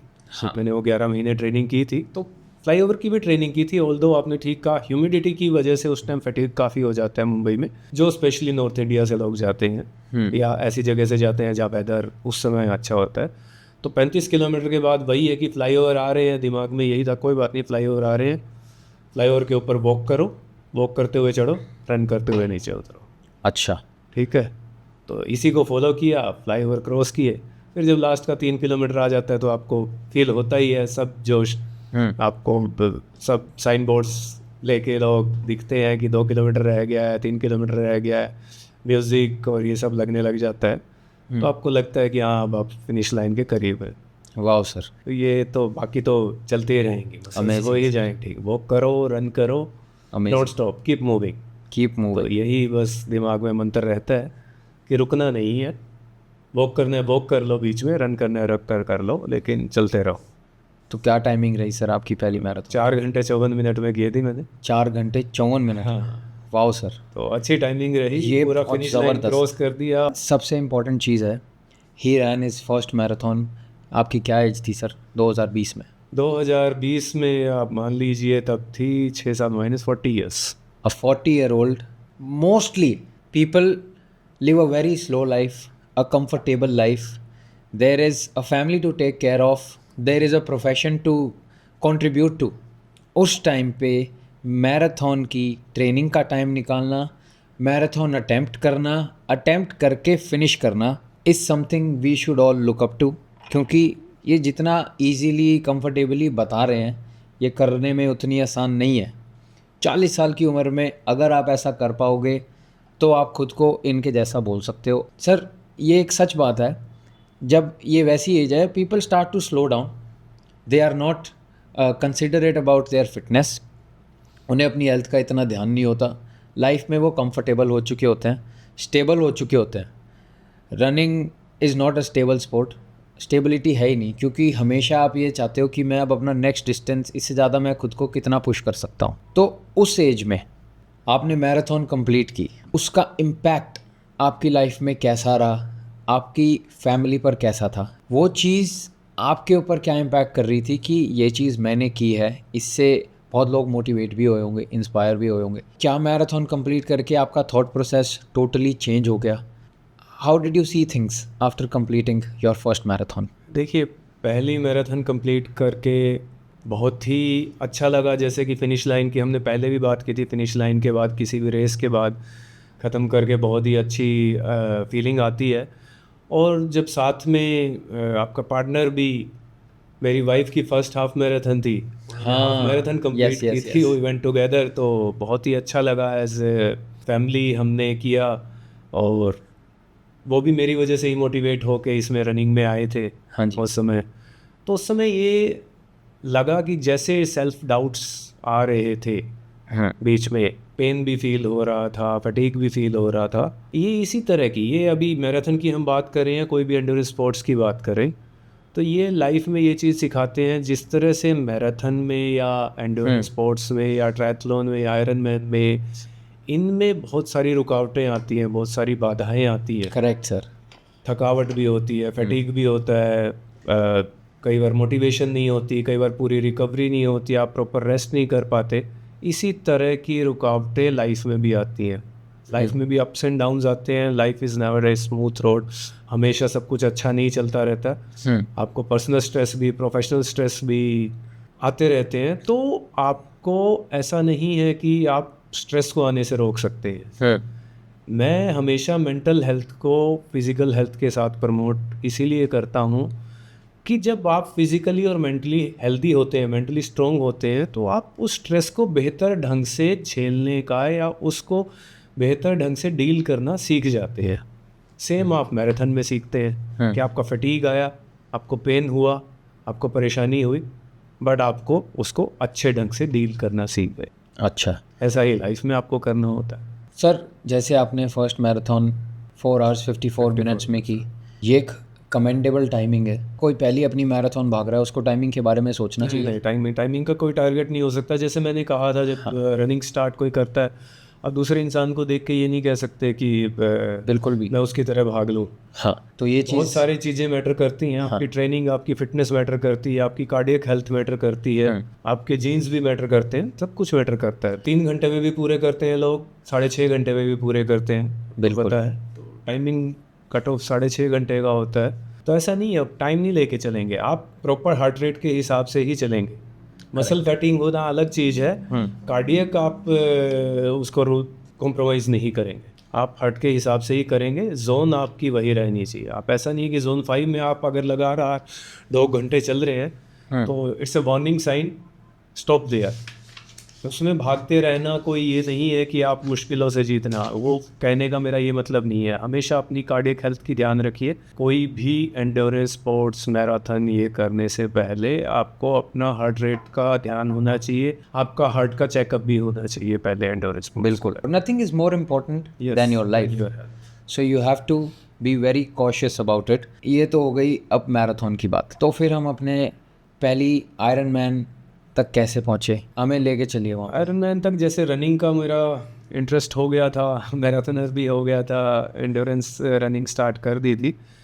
2020 में फिर आया, जिससे पूरी दुनिया हिल गई थी, कोविड आया। करेक्ट। उसकी वजह से गवर्नमेंट गाइडलाइंस आई, कुछ दिन के लिए जनरल ओपीडी भी बंद करवा दी थी गवर्नमेंट ने। तब मैंने एक स्टैटिक साइकिलिंग पे साइकिलिंग स्टार्ट की। स्टैटिक साइकिलिंग एक बार क्विकली समझा दो बस। जैसे कि साइकिलिंग, जिम में साइकिल खड़ी रहती है, वो स्टैटिक साइकिलिंग। उसमें साइकिलिंग करते हैं तो ये क्रॉस ट्रेनिंग के रूप में देखा जाता है रनर्स के लिए भी। वो थोड़ी स्टार्ट की। उसके बाद कोविड चलता रहा, तो 2020 के एंड में, अगस्त सितंबर में मैंने साइकिलिंग का प्लान बनाया। मैं और मेरे फ्रेंड डॉक्टर नरेंद्र, हम लुधियाना से साइकिल लेके आए, रोड बाइक, और हमने साइकिलिंग स्टार्ट की। अच्छा। पहला तो साइकिलिंग का एक्सपीरियंस बड़ा ख़राब था। वो बड़ी आउटडोर साइकिलिंग की, ये बचपन में कभी चलाते थे सर, 30 साल से तो साइकिल चलाई नहीं थी। Normal cycle. हाँ। और ये जो रोड वाली, क्या साइकिल का नाम है एग्जैक्टली आप बताएंगे? मेरिडा थी मेरे पास, मेरिडा। उसमें और नॉर्मल साइकिल में क्या फ़र्क है? फ़र्क यही है, नॉर्मल साइकिल में गियर नहीं होते हैं, ठीक है। इसमें गियर होते हैं। ठीक है। गियर मतलब इसमें डीरेलर होता है, आगे भी 2 गियर होते हैं, बड़ा और छोटा। पीछे 11 के आसपास गियर होते हैं। 11 गियर्स। हाँ। अच्छा। गियर का मतलब ये नहीं है कि कोई इलेक्ट्रिक उससे चलती है, है आपकी पैरों से ही है, एफर्ट से ही चलेगी। बट वो हाथ से आप गियर शिफ्ट करते रहते हैं। गियर शिफ्ट करने का मतलब है कि आप बड़ा गियर लगाते हैं तो वो थोड़ी हार्ड हो जाती है साइकिल। छोटा गियर लगाते हैं तो लाइट रहती है। ठीक है। तो जब आपको तेज़ चलानी है, थोड़ा सा हार्ड कर सकते हैं। जब थोड़ा वार्म अप हो जाए तो उससे आप तेज़ चला सकते हैं। इसके टायर थोड़े पतले होते हैं, पोजीशन कंफर्टेबल नहीं होती, आपको धीरे धीरे अडेप्ट होना होता है। लेकिन तेज़ चलाने की है, ज़्यादा डिस्टेंस चलाने के लिए बिल्कुल सिंपल साइकिल पे चलाना मुश्किल हो जाता है। तो रोड बाइक ली मैंने, उसमें साइकिलिंग शुरू की। सितंबर में हमने रोड बाइक ले सितंबर में साइकिलिंग शुरू की। तो उसके बाद 2021 में भी साइकिलिंग कंटिन्यू की। सब कुछ बंद था। तब तक माइंड में ये आया था कि अब साइकिल भी ठीक ठाक मैं चलाने लग गया हूँ। 100 किलोमीटर भी साइकिल मैंने चला ली थी। वाह। 2-3 बार 100 किलोमीटर क्रॉस किया मैंने साइकिलिंग सुबह सुबह। और फिर लगा कि ट्रायथलॉन ट्राई करना चाहिए मुझे, आयरन मैन मेरे दिमाग में। फिर वो कहीं वही चीज़ें स्ट्राइक हुई। एक फ्रेंड भी करते थे, उनसे भी डिस्कशन हुआ, और जब मिलिंद सोमन का था कि की थी, तो मुझे भी आयरन मैन करना चाहिए। ये दिमाग सारा में सर्च किया। इंडिया में हाफ आयरन मैन स्टार्ट हो चुका था, एक बार हो चुका था 2019 में। उसके बाद 20 और 21 में कोविड आ गया, तो उसके बाद नहीं हुआ था। सेकेंड टाइम जो गोवा हाफ आयरन मैन था 2022 में ओपन हुआ, जैसे ही कोविड ईज आउट हुआ कि अब कोविड ख़त्म होने लगा और सब कुछ धीरे धीरे चीज़ें सामान्य होने लगी है, नॉर्मल होने लगी है। तो मैंने मार्च एंड में जैसे रजिस्ट्रेशन खोली, 13 नवंबर को 2022 को ये इवेंट था हाफ आयरन मैन, मैंने उसके लिए रजिस्टर कर दिया। ठीक है। कि अब करूँगा, जब तक मुझे स्विमिंग नहीं आती थी। अच्छा। मैंने जस्ट मतलब थोड़ा बहुत हाथ पैर मारना आता था, फ्लोट करना आता था, बट स्विमिंग अच्छे से नहीं आती थी। हाँ। तो रजिस्टर कर दिया तो 1 अप्रैल को, क्योंकि वो रनिंग इतनी ज़्यादा मैं कर रहा था हाँ और कुछ चीज़ें तब भी धीरे धीरे इंसान सीखता है, मुझे नी में पेन रहने लगा। मैंने, मेरे फ्रेंड है डॉक्टर नरेंद्र राठी, उनको दिखाया कि पेन है, एक्सरे करवाओ। एक्सरे किया तो उन्होंने कहा कि आर्थराइटिस के चेंजेस हैं। अच्छा। अब वो इतनी कम एज में कैसे, मैंने कहा नहीं, स्पर बने हुए हैं। 2021 में? 2022 में। 2022 में? फिर वो रियलाइज़ हुआ कि जेनेटिक है, मेरी मदर को भी जल्दी ऑस्टियोआर्थराइटिस हो गई थी। तो ऑर्थोपेडिशियन जैसे उन्होंने कहा भाई रनिंग बंद कर दे। क्लियर। हाँ, रनिंग बंद कर दे, अच्छा। साइकिलिंग बंद कर दे। साइकिलिंग थोड़ी बहुत कर सकता है, रनिंग बंद कर दे। मैंने तो वायरन में रजिस्टर किया, बंद कैसे कर दूँ। हाँ भाई। अब वो 1 मंथ मैंने नहीं किया, थोड़ी बहुत साइकिलिंग की, ज़्यादातर स्विमिंग की। मैंने स्विमिंग स्टार्ट कर दी। मैंने कहा देखता हूँ। कंप्लीटली स्टॉप कर दिया आपने? हाँ, रनिंग स्टॉप कर दी। साइकिलिंग भी? हाँ, साइकिलिंग बहुत कम की। हाँ। रनिंग पूरी तरह से स्टॉप कर दी, स्विमिंग की। फिर सारा पढ़ा इसके बारे में। सर मैं आपको रोकने के लिए हाँ। आई एम सॉरी, बट इस टाइम पे किसी एथलीट को जो फुल मैराथन भाग चुका है, कोई ये बोल दे कि तूने अब नहीं भागना, उसके एथलीट के दिमाग में क्या बीतती है? How difficult is it to accept that and stop? हाँ, ये देखो, ये बड़ी मुश्किल है ये सब करना कि अब नहीं करेंगे, क्योंकि एक आपको पता लग गया है कि ये इतनी अच्छी चीज़ है और आपको इतना अच्छा फील हो रहा है उसमें, आप जिसको सोच रहे हैं कि मैं लाइफ टाइम करूँगा। हाँ। ये एंड्योरेंस एक्टिविटी, और सडनली आपको कहा जाए कि इसको छोड़ दो, इसको बंद कर दो, ये हार्मफुल है। ऑल्दो मैं भी डॉक्टर हूँ, बट मैंने उसके रीजंस पढ़े, उसके बारे में स्टडी करना शुरू किया। अच्छा। जैसा कि मैंने शुरू कर दिया था पहले चीज़ें जो नेगेटिव रही कि मुझे साइंटिफिकली चलना है, एंड्योरेंस स्पोर्ट्स करनी है, तो मैंने पढ़ा नी पेन ये क्यों है, ऑस्टियोआर्थराइटिक चेंजेस हो सकते हैं या नहीं रिवर्स हो सकते। तो मैंने नी स्ट्रेंथनिंग स्टार्ट की एक्सरसाइज। अच्छा। नी पर की आपने स्ट्रेंथनिंग प्रॉपर स्टार्ट की और उसके बाद मैंने रनिंग स्टार्ट कर दी। मेरा पेन चला गया, खुद को समझा लिया आपने कि मुझे चला गया, मैं रुकना पड़ेगा। मैंने running, cycling, swimming in rotation मैंने स्टार्ट कर दी। ज़्यादा स्विमिंग मुश्किल थी, कैसे होगी। आयरन मैन कौन से महीने में था और ये कितने दिन नवंबर में। और ये हुआ मार्च में? अप्रैल में। अप्रैल में आपकी ये इंजरी हुई, है ना। तो 1 महीने आपने रेस्ट किया, यानी लेट्स से जून में आपने वापस अपनी फुल प्रूफ ट्रेनिंग स्टार्ट की आयरन मैन के लिए। तो एक बार आप डिस्टेंस बता दो, ये हाफ आयरन मैन गोवा का क्या डिस्टेंस रहेगा जो आपको फाइनली एग्जीक्यूट करना है नवंबर में? 1.9 किलोमीटर स्विमिंग थी। हाँ। 90 किलोमीटर साइकिलिंग। 90 किलोमीटर साइकिलिंग और उसके बाद half marathon running, 21.1 kilometre running, सब कंटिन्यूअस One होगा by one. Without stopping. Non stop. और Wow. ये होगा तो देखिए, सबसे बड़ी बाधा थी स्विमिंग सीखना, और फिर उस इतनी एंड्योरेंस डेवलप करनी स्विमिंग की। आपको 2 किलोमीटर स्विम करना है, वो भी आपको सी में करना है, ओपन वाटर में कभी स्विमिंग की ही नहीं। तो आप जस्ट स्विमिंग पूल में स्विम कर रहे हैं, Just to 25 give- मीटर के स्विमिंग पूल में ट्रेनिंग कर रहे हैं। Just to give everyone example, जैसे कि सर ने बताया, एक स्विमिंग पूल की पानीपत जैसे शहर में मैक्सिमम लेंथ होती है 25 मीटर, यानी 100 मीटर लेंथ करने के लिए भी आपको उस पूल के 4 लैप लगाने पड़ेंगे। और फाइनली जब रेस डे पे आपको स्विमिंग करनी है, वो करनी है आपको 1.9 किलोमीटर, यानी कि उस एक छोटे से पूल के कितने चक्कर हो गए? 78 लैप्स। मतलब रेस डे पे आपको उस पूल के 78 लैप्स मारने हैं। उस 78 लैप्स मारने के बाद आपको 90 किलोमीटर साइकिल चलानी है। 90 किलोमीटर साइकिल चलाने के बाद हाफ मैराथन डिस्टेंस यानी कि 21.1 किलोमीटर रन करना है। और यही नहीं, ये वाह जो सर। मुश्किलें और भी थी। सर बताओ उनके बारे में कट ऑफ होता है, ऐसा नहीं कि अच्छा। 1.9 किलोमीटर करनी है जितने मर्जी टाइम में आप करो। अच्छा। इसका कट ऑफ होता है हाफ आयरन मैन में, अगर मैं कहूँ स्विमिंग का 1 घंटा 10 मिनट। 1 घंटा 10 मिनट में आपको 1 घंटा 10 मिनट में 1.9 किलोमीटर कंप्लीट करनी है। अगर आपको 1 घंटा 11 मिनट हो गए तो you are called DQ, disqualified, DNF, did not finish. वो अच्छा। आपको बाइक रूट से निकाल देंगे, आपको बाइक नहीं लेने देंगे। रेस भी कंटिन्यू नहीं करने रेस कंटिन्यू नहीं करने देंगे। इससे पहले मुझे एक लोकल ट्रायथलॉन बताता हूँ कि कैसे उस एक्सपीरियंस तक पहुँचूँ। मुझे भी ये फिक्र थी कि सी में कैसे एकदम से करूँगा। लोकल ट्रायथलॉन एक इवेंट हुआ था चंडीगढ़ में, टफमैन ट्रायथलॉन इवेंट, ओलंपिक डिस्टेंस मैंने उसमें रजिस्टर किया, जो कि मैंने आपको बताया था ट्रायथलॉन का 1.5 kilometre 1.5 kilometre swim, 40 kilometre cycling और 10 किलोमीटर रनिंग थी उसमें। तो उसमें 1.5 किलोमीटर के लिए उन्होंने टाइम रखा था, इतना ही रखा था, 1 घंटे रखा था करीब, और वो किया था सुखना लेक में उन्होंने ऑर्गेनाइज, ओपन लेक में। हाँ। तो मैंने कहा पूल से पहले एक थोड़ा सा सी से पहले लेक में, एटलीस्ट लेक फिर भी प्रोटेक्टेड है, उसमें एक बार करके देखा जाए। बिल्कुल। उसमें मैंने किया, लेकिन उसमें मेरा 1 घंटे से ज़्यादा लग गया था, 3 मिनट ज़्यादा लग गए थे, पर वो लोकल इवेंट था, उन्होंने रोका नहीं। उसके बाद मैंने साइकिलिंग की, रनिंग की, पूरा किया डिस्टेंस। पर ये था मेरे इवेंट से करीब 2 महीने पहले। हाँ। तो उस समय मुझे स्ट्रेस हुआ कि कैसे कट ऑफ में कैसे कंप्लीट होगी, और सी में तो आप देख भी नहीं पाते हैं, पूल में तो आपको दिखता रहता है सीधा जाना है। सी में डिस्टेंस 1.9 किलोमीटर का मतलब है 2 किलोमीटर से ज़्यादा आप स्विम करेंगे, क्योंकि वेव्स होती हैं और आप सीधा नहीं चलते हैं, थोड़ा बहुत जिगजैग चलते हैं। तो इम्प्रूव करनी थी, स्विम का टाइम बढ़ाया, 2 बार की बजाय हफ्ते में 4 बार स्विम की, साथ में साइकिलिंग की, यानी इसकी रनिंग की। यानी Chandigarh was a reality check हाँ, Chandigarh was a reality Before race.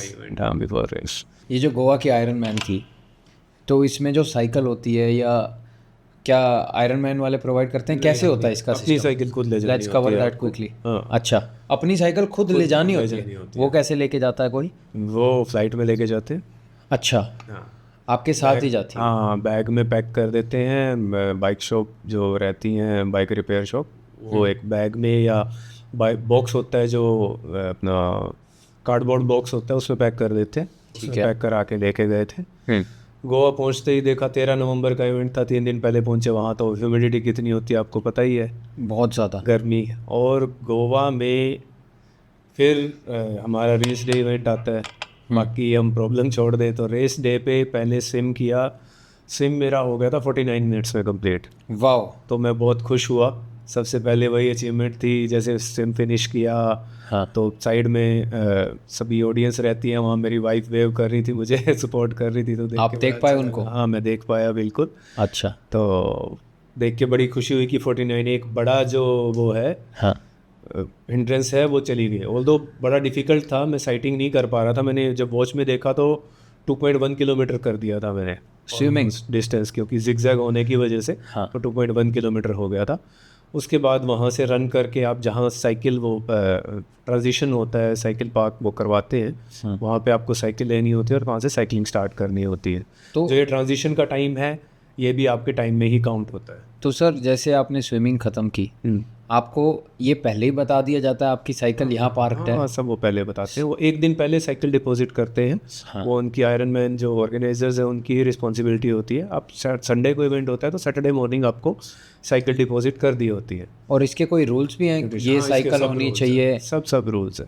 क्या क्या चेक होता है, हाँ, सब क्या क्या rules आपको हैं। ले जाना आपका अलाउड है? हेलमेट पूरा टाइट है कि नहीं, आपका लाइट उसमें है या नहीं, कोई म्यूजिकल इंस्ट्रूमेंट नहीं आप ले जा सकते, ईयरफोन्स नहीं पहन सकते? ईयरफोन्स नहीं पहन सकते।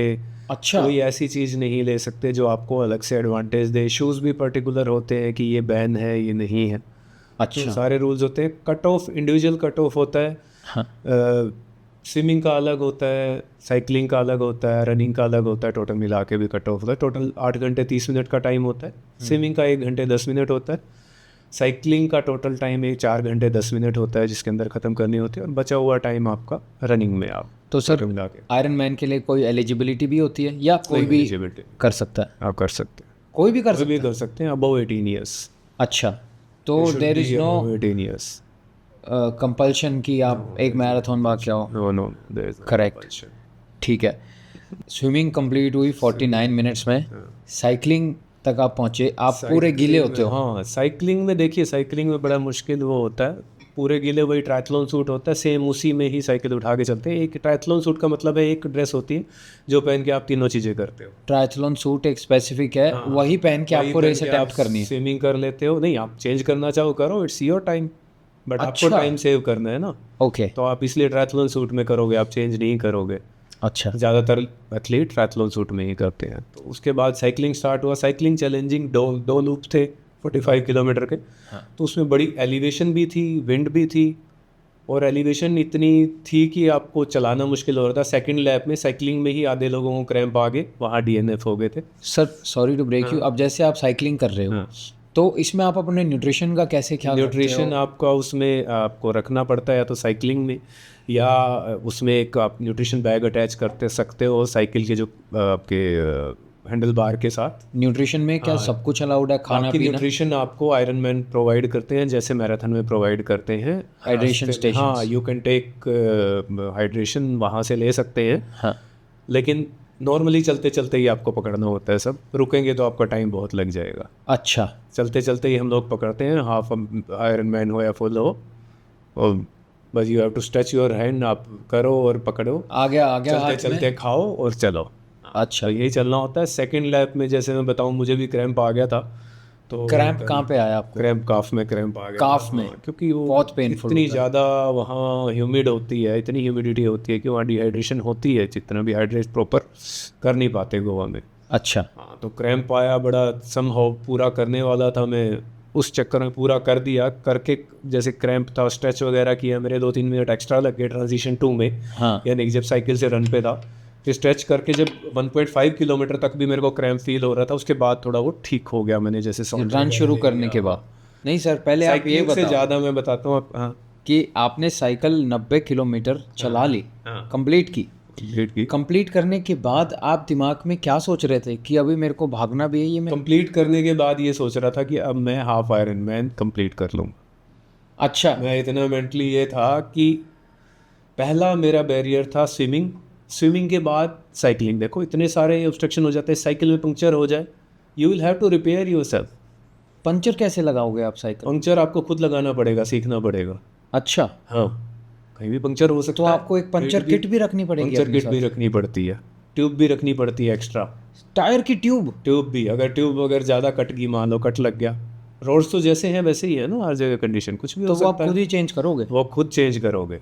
अच्छा, तो वो भी आपको माइंड में, इसलिए इतने सारे चैलेंजेस होते हैं कि ये हो गए तो आपका इवेंट गया, क्रैम्प आ गया, टाइम पूरे ना कर पाए। तो साइकिलिंग भी पूरे होने का मतलब था कि अब रन पे आ गया हूँ मैं, अब हाफ आयरन मैन आज मैं कंप्लीट कर लूँगा, जिसके लिए इतनी मेहनत करी। उस टाइम पे आप बड़े इमोशनल, बहुत स्टेट में होते हो, आई एम श्योर, स्पेशली इस तरह के इवेंट में। तो आई एम श्योर। तब रनिंग में स्टार्ट करने का ये मतलब था कि अब जो भी है टाइम सफिशिएंट बचा हुआ है, चाहे मैं वॉक करके करना पड़े तो भी मैं कंप्लीट कर लूँगा। तो रन में 3 लैप थे, रन में बहुत लोगों को क्रैम्प आए, बहुत लोग डीएनएफ हुए। अच्छा, हाँ, तो फिर जब तीसरे लैप के बाद फिनिश लाइन के पास मेरी फैमिली थी और दोस्त लोग मुझे पहुँचे हुए थे, तो कंप्लीट करते हुए अलग ही फीलिंग थी।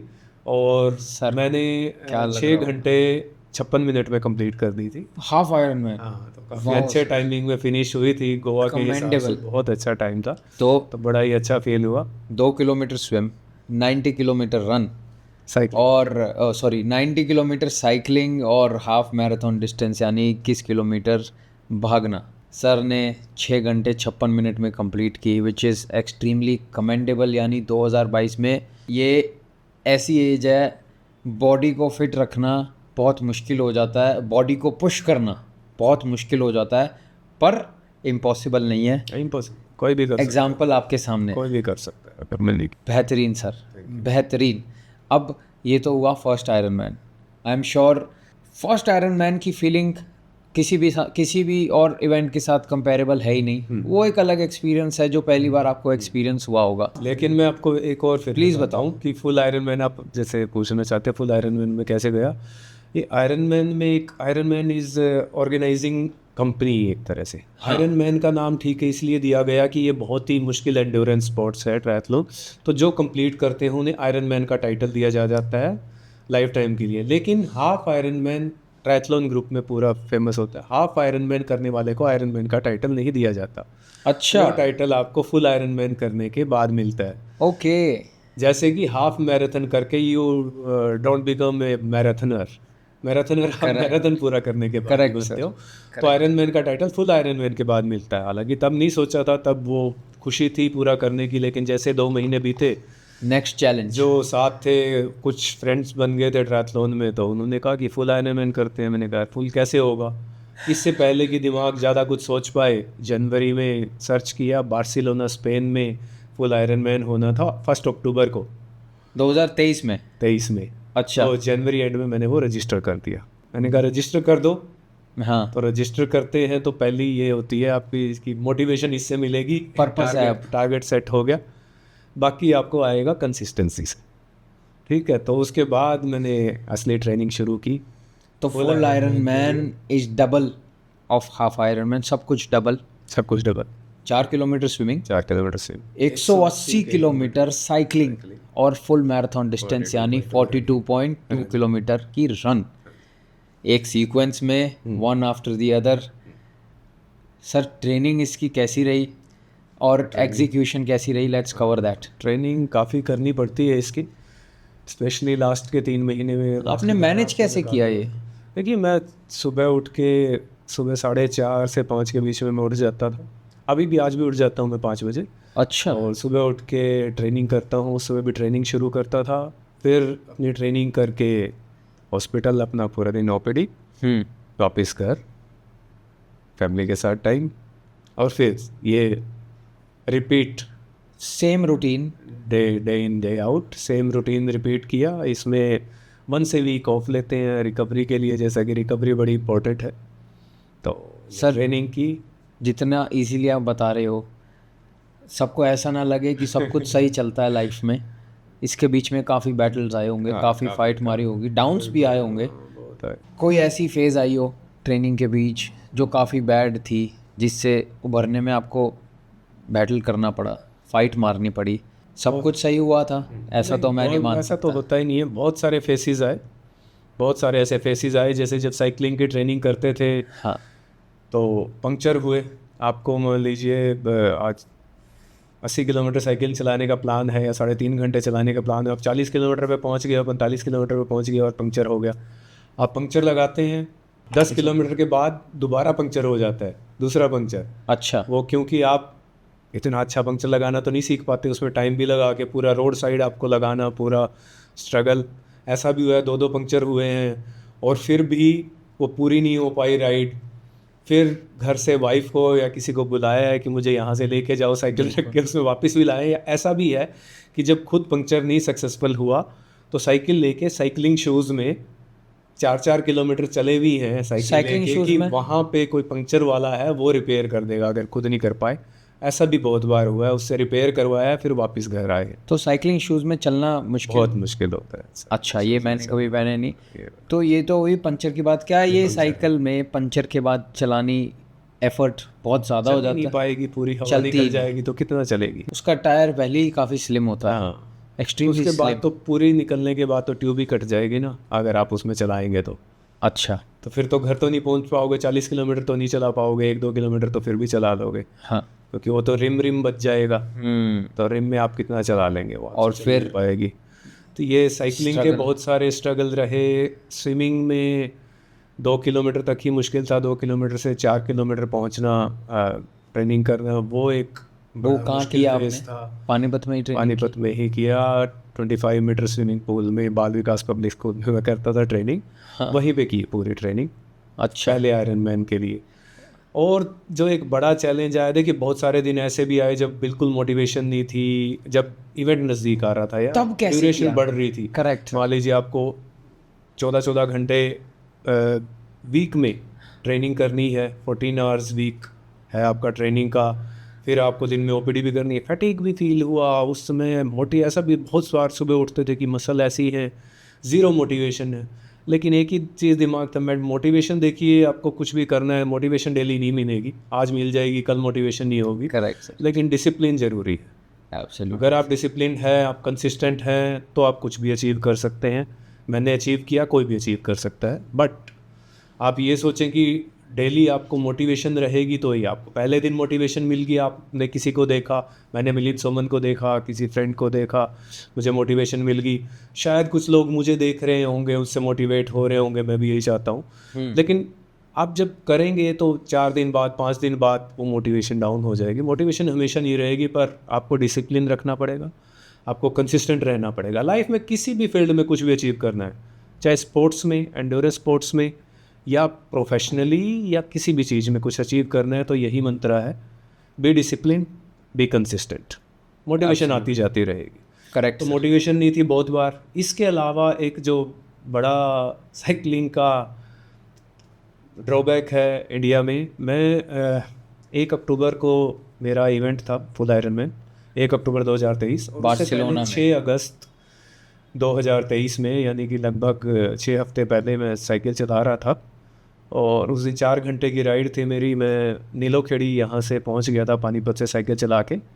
रोड खाली था बिल्कुल, आराम से बिल्कुल रोड के साइड में मैं साइकिल चला रहा था, और सडनली कोई कैंटर आया और मुझे पता ही नहीं लगा, कैंटर ने पीछे से मुझे ठोक दिया साइकिल को। आप रोड की साइड पे थे? हाँ बिल्कुल बिल्कुल साइड पे। शिट। तो पैदल लोग आए, उन्होंने उठाया वगैरह। वो कैंटर उस समय तो भाग गया, उस समय काफ़ी मतलब इंजरी हुई, साइकिल भी टूट गई, और मुझे लगा कि कोई फ्रैक्चर है कि नहीं, इतने वार्म अप में पता नहीं लगता है। हेलमेट अच्छा था, सिर में हेड इंजरी नहीं हुई मुझे। तो फिर किसी ने उसे पकड़ा तो देखा वो पूरी तरह से शराब पी रखा था उसने। और सर जब आप यही पकड़ा कि ये तो बिल्कुल साइड में चला रहे थे। अब वो बड़ा चैलेंजिंग रहा। एक बार गिरते ही सबसे पहले ये हुआ कि दिमाग में कि जिसके लिए इतने टाइम से ट्रेनिंग कर रहा हूँ वो तो अब सपना गया। हार्ट ब्रेकिंग मोमेंट होती है सर, ये हार्ट तो ब्रेकिंग बड़ा दुख हुआ। इंजरी से ज़्यादा मेरे दिमाग में वो था जो एक टारगेट था कि एक आयरन मैन का टाइटल अचीव करना है। लेकिन फिर मैंने हार नहीं मानी। इस इवेंट के बारे में मेरे पेरेंट्स को भी नहीं पता था। मेरे पेरेंट्स मेरे साथ रहते, बताया भी नहीं मैंने। मेरे बच्चों ने कह दिया कि IQ हो गया। मैं दूसरे रूम से आपने अपनी इंजरी का बताया ही नहीं? हाँ, मेरी वाइफ और मेरे बच्चों को पता था। मैं साइड से निकलता, ड्राइवर के साथ या वाइफ के साथ हॉस्पिटल आ जाता, ओपीडी करके वापस रूम में। तो 2 हफ्ते में कुछ नहीं कर पाया इंजरी से, क्योंकि ड्रेसिंग वगैरह घर पे मैं करवा लेता था, लेकिन मैं थोड़ी बहुत स्ट्रेंथनिंग करता रहा। 2 हफ्ते के बाद मैं कुछ सर कर सकता था। सॉरी टू ब्रेक यू, आप आयरन मैन की ट्रेनिंग कर रहे हो, आप सॉलिड ट्रेनिंग कर रहे हो, उसी ट्रेनिंग में आप अपनी डाइट का ख्याल कर रहे हो, जो मोटिवेशन आप बोल रहे हो हर रोज़ नहीं होती, आप डिसिप्लिन फॉलो कर रहे हो। इस बीच में हमेशा खुश रहना आसान नहीं होता है। खुश रहना इज़ बिकम्स अ चॉइस। आपको चूज़ करना पड़ेगा आप खुश हो नहीं हो। फ्रस्ट्रेटेड होना बहुत आसान है, एंगर आउटबर्स्ट्स।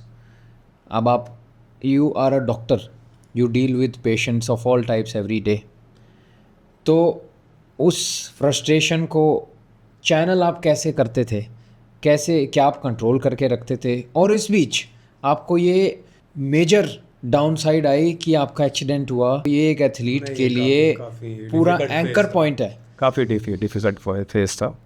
तो ये आपने कैसे डील किया सर, कैसे किया का आपने? ऐसा है आर्यन, जैसे मैं बाय प्रोफेशन न्यूरोसाइकेट्रिस्ट हूँ। डेली ऐसे पेशेंट्स को डील करता हूँ जिनको लाइफ में बहुत ही सेटबैक्स आते हैं। डिप्रेशन में है पेशेंट, एंग्जाइटी में है, और मैं उनको डेली काउंसल करता हूँ कि आपको इन सेटबैक से कैसे निकलना है। तो जब मैं डेली इस तरह की चीज़ें लोगों को सिखा रहा हूँ, तो मेरा एक मेंटल स्टेट ऐसी थी कि ये सेटबैक भी उसी तरह का है जैसा लाइफ में लोगों के साथ आता है, और मुझे इससे निकलना है किसी भी तरह, जितना भी कर पाऊँ मैं। अगर मैं ठीक हो गया तो मैं अटैम्प्ट करूँगा। अगर मैं ठीक हो गया, 1 महीना बच गया, 2 हफ्ते मेरे ख़राब हो गए, तो मैं अटैम्प्ट करूँगा आयरन मैन। कोई बात नहीं, चाहे लास्ट मोमेंट पे हो, मैं स्टार्ट लाइन पे पहुँचूँगा, फिनिश लाइन पे पहुँचूँगा नहीं, मैं देखूँगा अपनी फिटनेस के हिसाब से। तो 2 हफ्ते बाद मैंने फिर ट्रेनिंग स्टार्ट की। मैंने पहले अपने फ्रेंड से साइकिल बोरो की, हिसार से मंगवाई साइकिल। मेरी आपकी साइकिल साइकिल बिल्कुल डैमेज थी, अनरिपेयरेबल थी। मतलब वो रिपेयर होने में, मतलब उसके बिल वगैरह आने में काफ़ी टाइम लग जाता, जब तक मेरा इवेंट निकल जाता। अच्छा। फ्रेंड से साइकिल ली, कुछ दिन वो चलाई, फिर मुझे लगा साइकिल अपनी लेनी पड़ेगी। 4 सितंबर 2023 को, 4 हफ्ते पहले इवेंट से, मैं पानीपत से पीछे ड्राइवर लेके गाड़ी का हिसार गया साइकिल चलाते हुए। 160 किलोमीटर मैंने उस दिन साइकिल चलाई। आपके फ्रेंड की साइकिल थी ये? हाँ, मेरे फ्रेंड की साइकिल थी, और वहाँ से मैं साइकिल दूसरी खरीद के वापस आया। आप चला के गए? हाँ, और आते हुए मैं गाड़ी में बैठ के आया। तो 160 किलोमीटर मैंने ट्रेनिंग भी की, ट्रेनिंग राइड की उस दिन, और साथ में उस टाइम का यूज़ किया। मैं साइकिल लेके आया। फिर वो दिन आया 1 अक्टूबर का। उस दिन भी बहुत जैसे गोवा किया, तो चैलेंजिंग बहुत था, लेकिन सर सेम सीन था यहाँ पे भी। साइकिल आप अपने साथ लेके गए? अपने साथ लेके साइकिल आप साथ लेके गए। So when you are attempting a full iron man in a foreign country, आप बार्सिलोना पहली बार जा रहे थे? हाँ, पहली बार न्यू एनवायरनमेंट था। वहाँ पे कैसा मौसम था इस टाइम? वहाँ ठीक, अच्छा वेदर था। अच्छा वेदर कूल था वेदर। ठीक है। एज कम्पेयर टू और आप पहुंचे, आपने वीज़ा लगवाया होगा, एंडलेस ऑब्स्टेकल्स होते हैं बहुत सारे। ये चीज़ अटेम्प्ट करने के लिए, मैं मानता हूँ। एंड ये एक कॉस्ट पॉकेट cost पे भी मैनेज करनी पड़ती कॉस्ट है मैनेज करनी पड़ती है, फाइनेंस मैनेज करना पड़ता है, टाइम मैनेज करना पड़ता है। आप बार्सिलोना पहुंचे, क्या आपके साथ कोई और भी था इंडियन जो आपके साथ गया? इंडियंस थे और थे। You were all in touch, आप सब लोग सेम जगह पहुंचे, टच में थे। वहाँ पे जाके 12 या 13 लोग यहाँ से गए थे? यहाँ से, हाँ मतलब साउथ से थे। नॉर्थ इंडिया से मैं अकेला था, अच्छा, बाकी साउथ इंडिया से थे, पुणे से थे, महाराष्ट्र से थे। ठीक है। 1 अक्टूबर से एक रात पहले की जो रात थी, तब आप क्या सोच रहे थे सर? देखो, डेफिनेटली आपने ट्रेनिंग की होती है, एंग्जाइटी आपको होती है जब आप इतना बड़ा कोई इवेंट अटेम्प्ट कर रहे होते हैं, और जिसमें जो कि बहुत ही कम लोगों ने वर्ल्ड में किया, और एक वन ऑफ द डिफ़िकल्ट या मोस्ट डिफ़िकल्ट एंडोरेंस स्पोर्ट्स में काउंट होता है, तो बड़ी आपको एंग्जाइटी भी होती है, आपको अप्रीहेंशन भी होती है कि स्विम में कुछ हो गया तो, बाइक में पंक्चर हो गया तो, बाइक कंप्लीट नहीं हुई टाइमिंग में, तो बहुत सारे आपके मन में डाउट्स आते हैं, और नींद आनी भी बड़ी मुश्किल होती है सही बताऊँ तो। ऐसे उसमें पहली बार आप बाहर गए हैं, और फिर इवेंट की एंग्जाइटी है। सुबह आपको 3 बजे उठ जाना है, 5 बजे आपका ट्रांजिशन खुल जाता है, जिसमें आपके ट्रांजिशन एरिया में जहाँ साइकिल है, आप अपनी न्यूट्रिशन वगैरह प्लेस कर सकते हो। अच्छा, है ना। आपको वेट सूट पहनना होता है, अगर टेम्परेचर 20 डिग्री से कम हो पानी का, तो वो वेट सूट भी ड्राई सूट के ऊपर पहनना होता है, वो बड़ा कॉन्स्ट्रिक्टिंग होता है। तो नींद तो ऐसी ही आई 1-2 घंटे, तो सोचा कोई बात नहीं, पूरे दिन अगर आयरन मैन बन गए तो कल सो लेंगे करके। अच्छा। पूरा दिन तो सुबह पहुँचे, और टाइम आया, अलग अलग कंट्रीज से लोग पहुँचे हुए थे, बड़ी अच्छी फील आई।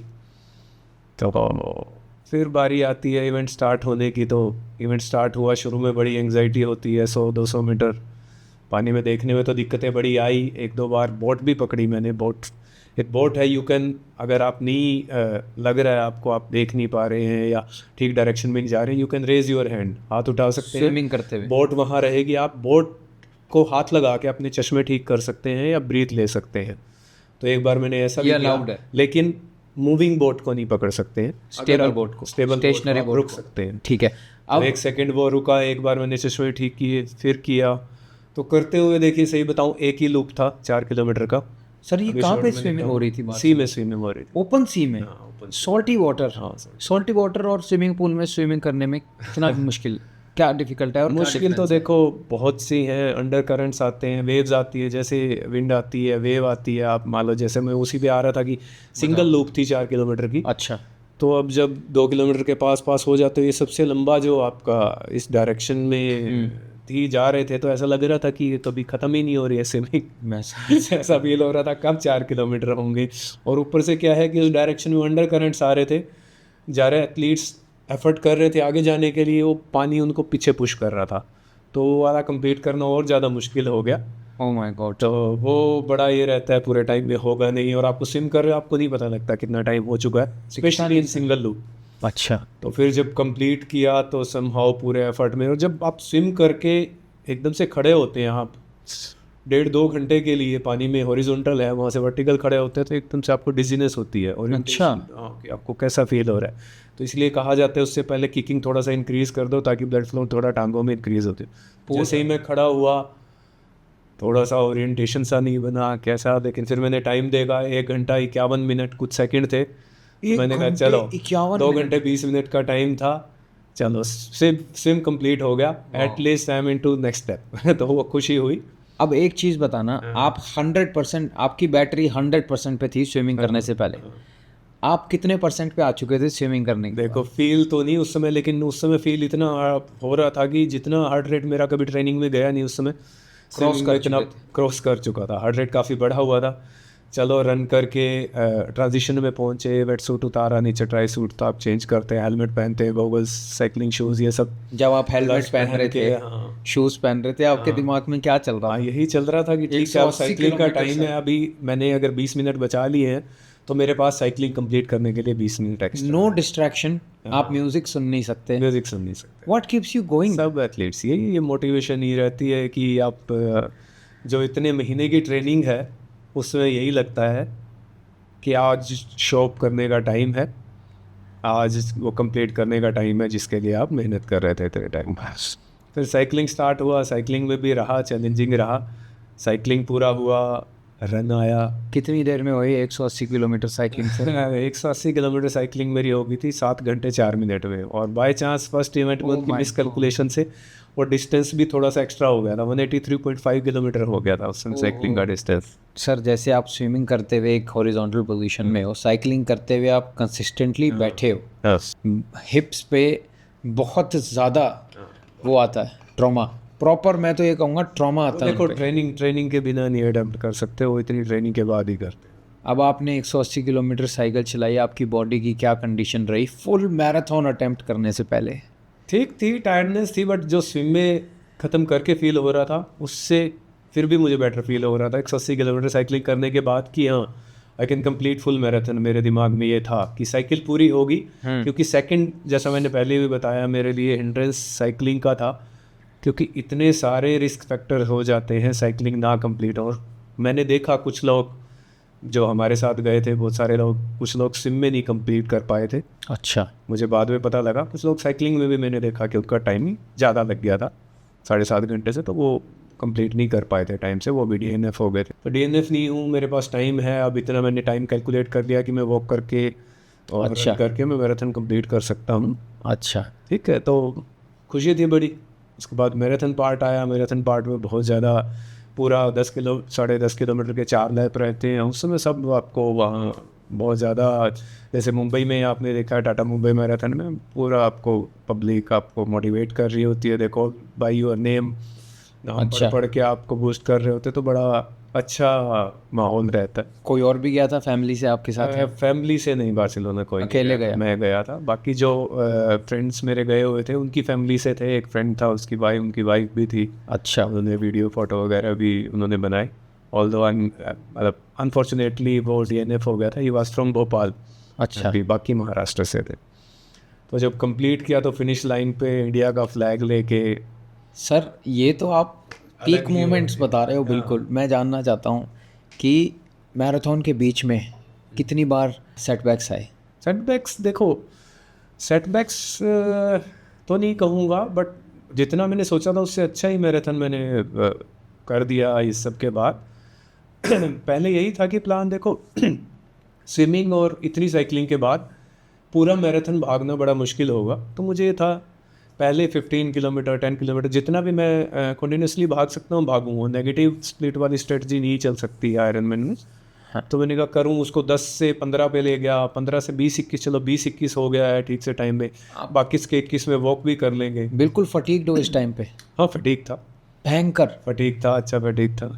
तो साइकिलिंग के जूते जब आप साइकिल ख़त्म करते हो वहाँ पे आपके रनिंग शूज़ होते हैं? हाँ, वो सारे आपको बैग में डाल के हैंग कर देने होते हैं, आपका नंबर रहता है, फिर रनिंग शूज़ पहन के और अपना जो भी आपको कैप लेनी रनिंग स्टार्ट। मैं ऑनेस्टली बस ये सोच रहा हूँ कि एक इंसान के दिमाग में क्या बीतती होगी जब वो जूते उतार रहा है कि अभी 180 किलोमीटर साइकिल चला के आया, हम फुल मैराथन अब मैं ये जूते पहन रहा हूँ 42 किलोमीटर, बस एक 42 किलोमीटर और भाग दिया then you are- और मैं ये क्यों कर रहा हूँ?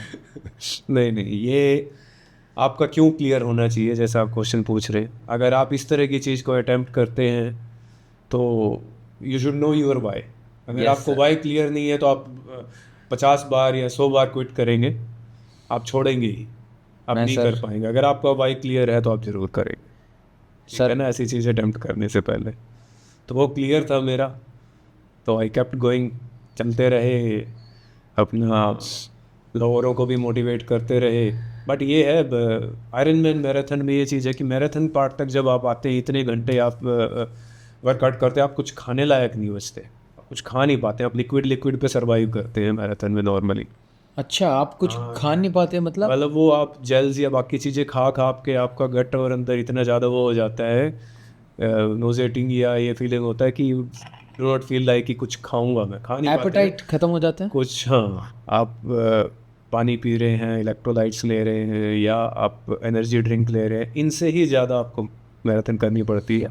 मैराथन की फिनिश लाइन से 200 मीटर पहले एक फ्रेंड को जो थे उनकी फैमिली से उन्हें फ्लैग दिया हुआ था, फ्लैग लेके हम फिनिश लाइन जब करते हो, आप कंट्री को रिप्रेजेंट करते हो, वो तो मैं फीलिंग वर्ड्स में एक्सप्लेन कर ही नहीं सकता। सर मुझे सुन के बड़ा अच्छा लग रहा है। वो अलग ही जोश होता है उस समय का।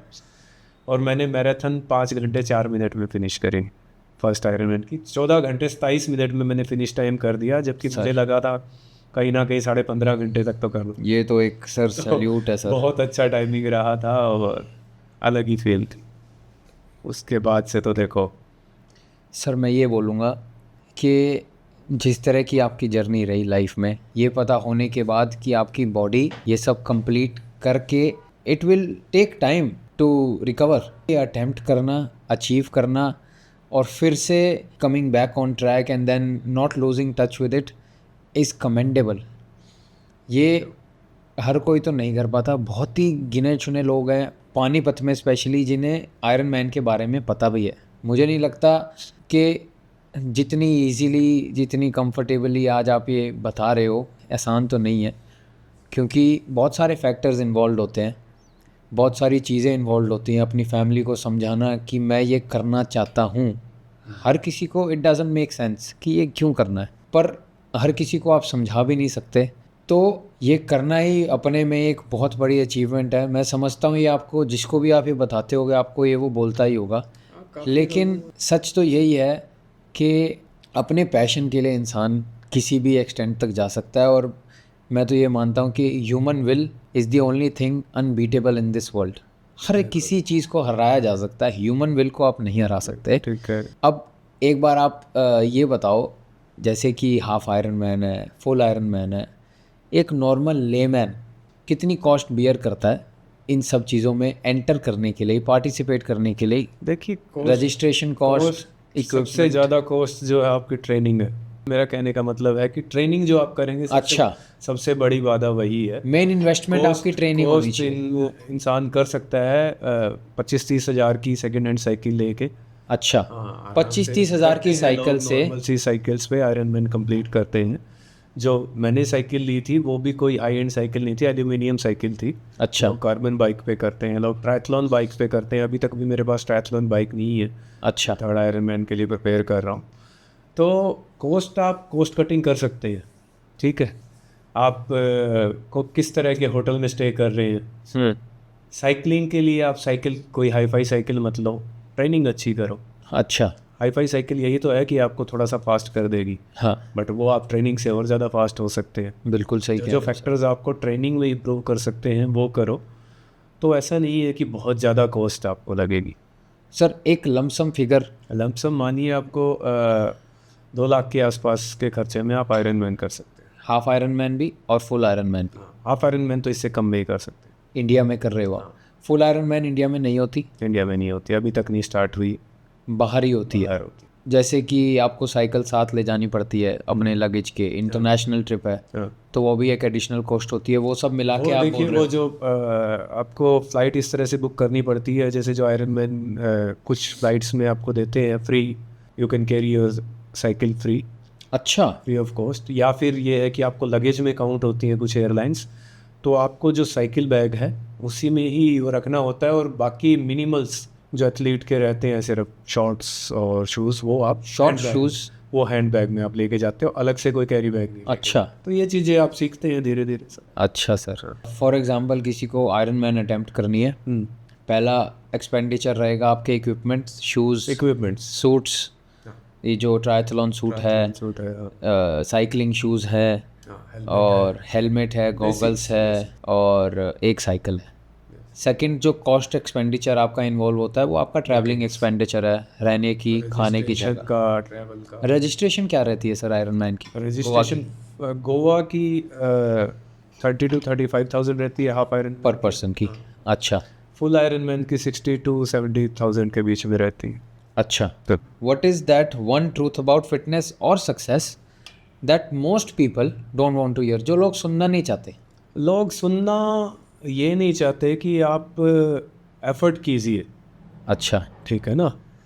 डेली छोटे छोटे एफर्ट से ही फिटनेस या सक्सेस मिलती है। चाहे सक्सेस की बात हो, प्रोफेशनल सक्सेस की बात हो, या फिटनेस की बात हो, डेली छोटे स्टेप्स लीजिए आप, वो छोटे छोटे स्टेप ऐड होके ही आपको सक्सेस तक लेके जाएंगे। अच्छा, और लोग वो छोटे स्टेप लेने से ही डरते हैं, स्टार्ट करने से डरते हैं। सबसे मुश्किल है स्टार्ट करना किसी भी चीज़ को। एक बार आपने स्टार्ट कर दिया तो नेक्स्ट स्टेप लेना, आप एक्सरसाइज भी आप करते हैं तो आपको फर्स्ट स्टेप लेना बेड से उठ के सबसे मुश्किल है।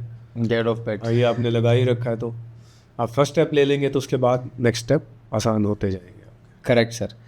Sir do you think people use busy life as an excuse? हाँ बिल्कुल, देखिए ये एक्सक्यूज़ है, ये मैं बोलता भी हूँ जो मेरे पास आते हैं जिनको मैं बोलता हूँ कि एक्सरसाइज कीजिए आप। हाँ। जो मेंटल हेल्थ से जूझ रहे हैं, एक्सरसाइज कीजिए, योगा कीजिए, सर बहुत बिजी है। मैंने कहा देखो बिज़ी तो टाइम तो अपने लिए खुद ही निकालना पड़ता है। कितने कितने बिजी हैं आप, कितने आर की जॉब है आपकी, ऑफिस जॉब है या गवर्नमेंट जॉब है या पर्सनल जॉब है, तो भी आप इतना तो फ्री होते ही हैं कि आधा घंटा 40 मिनट अपने लिए निकाल सकें। तो ये तो एक्सक्यूज़ है, मैं भी निकाल रहा हूँ, फुल टाइम प्रोफेशनल हूँ, फैमिली है, ठीक है। तो डॉक्टर में तो ऐसा तो हमारा नहीं है कि कोई गवर्नमेंट जॉब है कि हमारी छुट्टी होती है, कोई ऑफ नहीं होता है, तो हम कर रहे हैं अपनी हेल्थ के लिए, तो कोई भी कर सकता है। Do you see a difference जो एक एथलीट है या एक नॉन एथलीट है ऑन देम हैंडलिंग स्ट्रेस? क्या एक एथलीट और एक नॉन एथलीट स्ट्रेस कैसे हैंडल करता है? बिल्कुल, देखो एथलीट की बात करें या स्पोर्ट्स की बात करें, एंड्योरेंस स्पोर्ट्स की बात करें, स्पेशली हम एंड्योरेंस स्पोर्ट्स की जैसे बात कर रहे हूँ, मैं ट्रायथलीट हूँ और आयरन मैन हूँ। तो एंड्योरेंस स्पोर्ट्स से आप यही सीखते हैं, जैसे मैंने पहले भी कहा, इतनी सारी बाधाएं, इतनी सारी प्रॉब्लम्स आती हैं जब आप ये चीज़ें करते हो, तो उनको डे टू डे कैसे डील करना है और कैसे उनसे आउटकम निकलना है। जैसे मेरे को इतनी सारी प्रॉब्लम्स आई, कभी फटीग है, कभी मोटिवेशन नहीं है, कभी आपको और भी चीज़ें हैं कि यहाँ स्विमिंग पूल ही बंद हो गया, अगर मुझे स्विमिंग करने जानी है तो मुझे डिस्टेंस ट्रैवल करना है।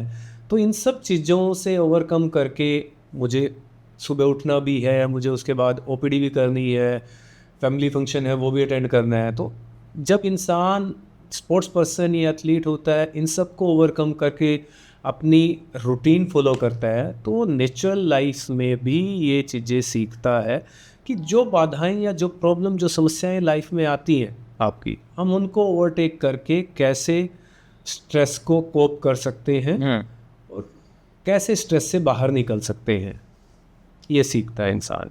तो आप बोल रहे हो एक athlete is able to handle stress better handle this stress.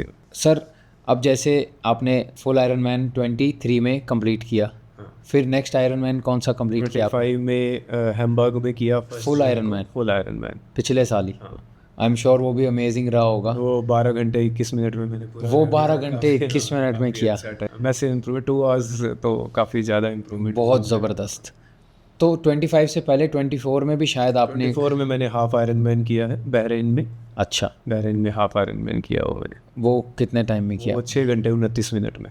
वाह सर, वो भी बहुत ज़्यादा चैलेंजिंग था उस दिन, मतलब हॉट कंट्री थी वहाँ की, तूफान था, अच्छा, साइकिल हिल रही थी। अच्छा, अदरवाइज और बेटर टाइमिंग की मेरे को उम्मीद थी, लेकिन गिव अप नहीं किया। ये मानिए वहाँ साइकिल चलानी इतनी मुश्किल थी कि wind gust were up to 40 kilometre per hour और इतनी तेज़ हवाएं चल रही थी,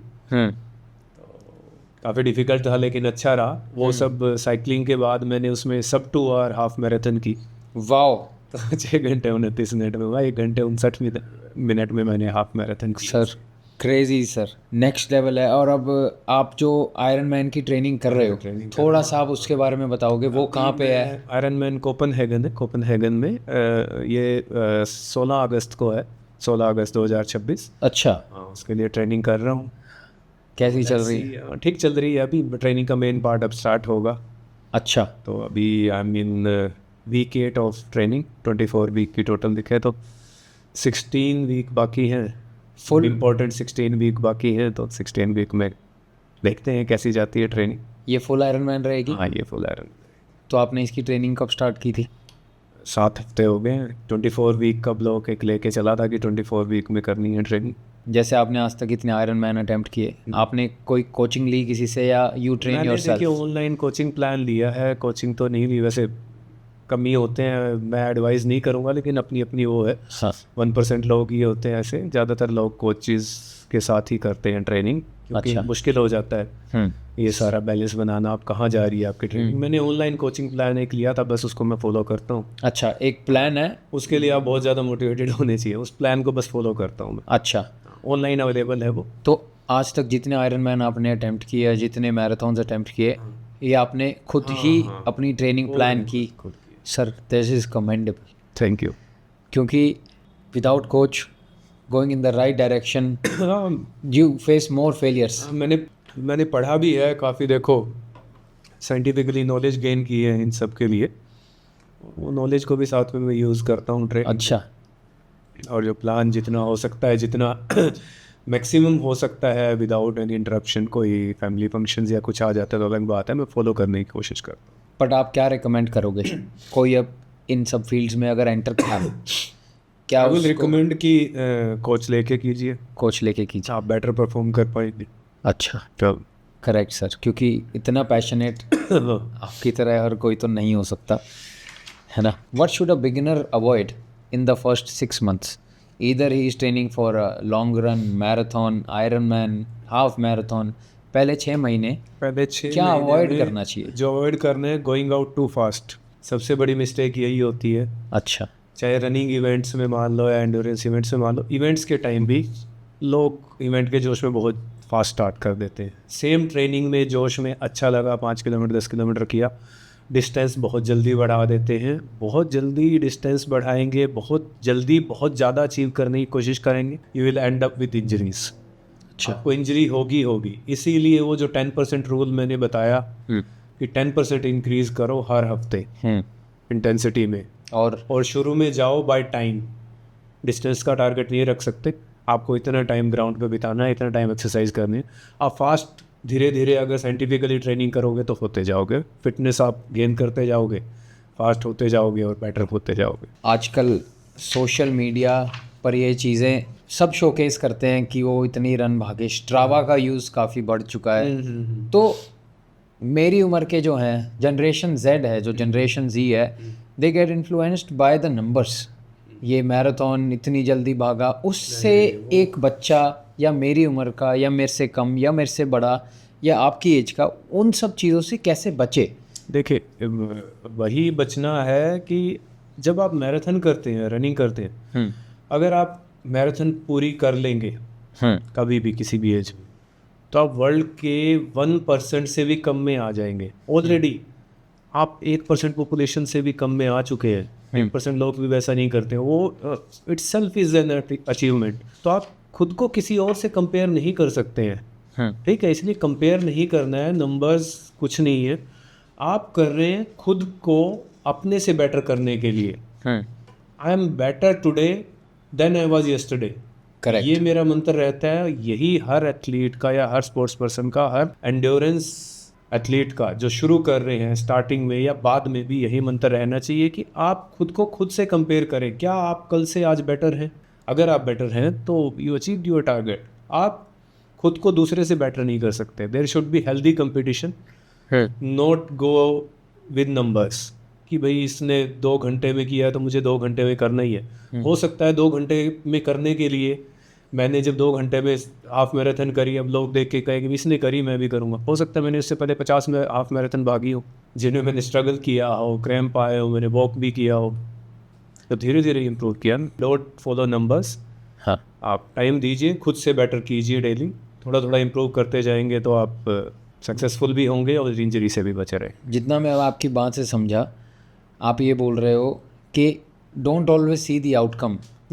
उससे पहले क्या लोगों ने या एथलीट्स ने जो एफर्ट पुट किया है, हार्ड वर्क पुट किया है, वो कोई नहीं देखता। Enjoy the process. Enjoy the process. Process is the word. आप जो कर रहे हैं उसे एंजॉय करो। हाँ। सिर्फ एक दिन के लिए मत जाओ कि भाई जिस दिन मैराथन भागनी है उस दिन खराब हो गया तो लोग बहुत सारे दुखी हो जाते हैं। हमारे साथ भी रनिंग करते हैं लोग, ओहो मैराथन में ये टाइम नहीं आया। खुश नहीं भाई रहते। आपने 2 महीने 3 महीने ट्रेनिंग किया है, उस टाइम को एंजॉय करो, प्रोसेस को एंजॉय करो, रिजल्ट अपने आप ही अच्छा रहेगा। सर, जैसे कि आप एक साइकियाट्रिस्ट है, does it help you as a athlete, या वो आपको हमेशा खुद से क्वेश्चन करने पर ज़्यादा मजबूर करता है? नहीं, देखिए, बीइंग ए साइकियाट्रिस्ट, मैंने कहा मैं स्टार्टिंग से ही मेंटल हेल्थ और फिजिकल हेल्थ को दोनों को प्रमोट करता हूँ। हाँ, लोग मेंटल हेल्थ को फिजिकल हेल्थ से अलग समझते हैं, ऐसा बिल्कुल भी नहीं है। You have to be mentally strong and you have to train your body, तभी आप किसी चीज़ से निकल पाते हैं। हाँ, तो तो जो मैं लोगों को गाइड करना चाहता हूँ या लोगों को मोटिवेट करना चाहता हूँ जिस चीज़ के लिए, तो हाँ डेफिनेटली बीइंग ए साइकेट्रिस्ट मुझे हेल्प मिलती है, अच्छा।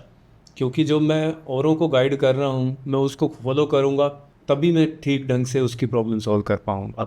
करेक्ट। मेरे को डेफिनेटली एथलेटिक लाइफ में या इन स्पोर्ट्स में, एंडोरेंस स्पोर्ट्स में प्रॉब्लम से निकलने में हेल्प मिलती है। अच्छा, psychiatrist. That is nice sir. मेरी एज में खुद को कंपेयर करना दूसरों से, मैं ये मानता हूँ ये जो अडल्टिंग की फ़ेज़ है इन योर 20s, किसी की शादी हो रही है, किसी की एंगेजमेंट हो रही है, कोई फॉरेन में है, कोई बाहर जा रहा है, कोई ये स्ट्रगल कर रहा है उसे करना क्या है, कोई खुशी नहीं है, तो ऐसी सिचुएशन से आप क्या सजेस्ट करोगे, कैसे डील करना चाहिए? लेकिन ऐसी सिचुएशंस में वही है, जैसे मैंने कहा, जो आप कर रहे हो वो एंजॉय करो। आज के जो दुनिया में सबसे बड़ी प्रॉब्लम क्या है लोगों की, वो एंजॉय नहीं कर रहे हैं। अच्छा। कुछ भी कर रहे हैं उसको एंजॉय नहीं कर रहे हैं। सोशल मीडिया के नेगेटिव इम्पैक्ट ज़्यादा हो रहे हैं, पॉजिटिव इम्पैक्ट कम। इन्फॉर्मेशन बहुत है, आप इन्फॉर्मेशन को अच्छे ढंग से यूज़ करो तो, लेकिन है क्या, आप पार्टी में गए हैं, उसमें भी आपको सोशल पोस्ट करने में ज़्यादा ध्यान है, आप उस मोमेंट को एंजॉय नहीं कर रहे। करेक्ट। आप कहीं घूमने गए हैं फैमिली के साथ, आप उस मोमेंट को एंजॉय नहीं कर रहे। 4 लोग बैठे हैं, 4 लोग अलग अलग फ़ोन लेके बैठे हैं। आप जो टाइम स्पेंड कर रहे हैं अपने फैमिली के साथ, अपने पेरेंट्स के साथ, उसको एंजॉय नहीं कर रहे। तो जो आप कर रहे हैं उसको एंजॉय कीजिए, प्रोफेशनली, पर्सनली या स्पोर्ट्स में, फिटनेस के लिए जो भी कर रहे हैं उसको एंजॉय करेंगे प्रोसेस को, तो ही आगे वो होगा। नहीं तो क्या है कि आपके जैसे प्रोफेशन के लिए मान लीजिए या कमाने के लिए मान लीजिए कि मैं इतना कमाने लगूंगा तो फिर खुश हो जाएगा, फिर तो सब ठीक हो जाएगा, वो टारगेट बढ़ते जाते हैं। सेम जो फिटनेस में जाते हैं वो भी क्या है, वो यार अगर मैं 4 घंटे 10 मिनट में मैराथन कर लूँगा फिर तो बस मज़ा आ जाएगा, फिर तो खुश हो जाऊँगा और कुछ नहीं चाहिए।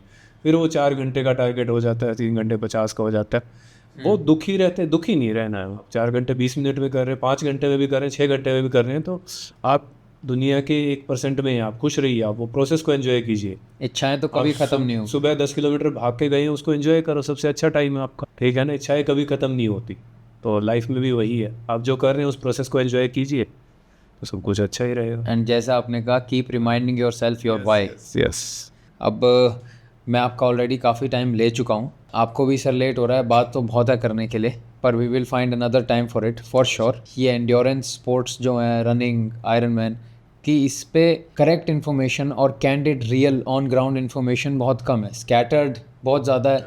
इन्फ्लुएंसर्स अच्छी अच्छी सारी बात बताते हैं, जो हार्ड वर्क लगता है, जो कमिटमेंट लगती है वो कोई नहीं बताता, जो पेन है ऑफ द गेम वो कोई नहीं बताता। We will end this episode with a quick rapid fire round. आपको कोशिश करनी है आप एक ही वर्ड में इसका आंसर कर पाओ, ठीक है?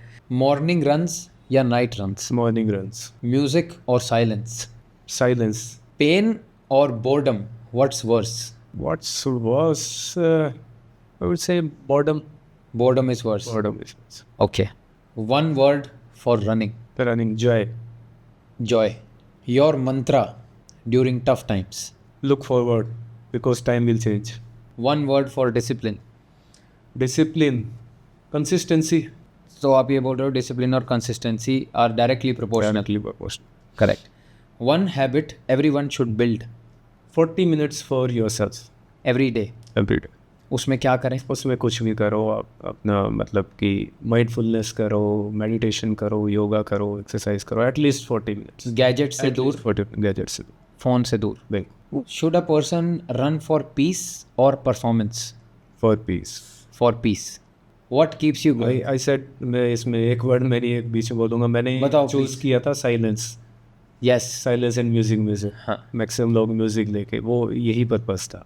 Peaceful. You should feel peaceful while running. आप एंजॉय करना चाहिए। आप सिर्फ ये म्यूज़िक के दम पे आप ऐसा नहीं कि सफ़र कर, आप एंजॉय करो उस प्रोसेस को। मैं 90% बिना म्यूज़िक के करता हूँ। अपनी सारी ट्रेनिंग? 90% आप सारी training. Wow sir. 90%। Wow, this is basically a torture. Torture feel करते हैं इसीलिए हो, आप एंजॉय करो उसको। मैं एंजॉय करता हूँ, सफरिंग है एक। Wow enjoy sir. करता हूँ। What keeps you going? One word.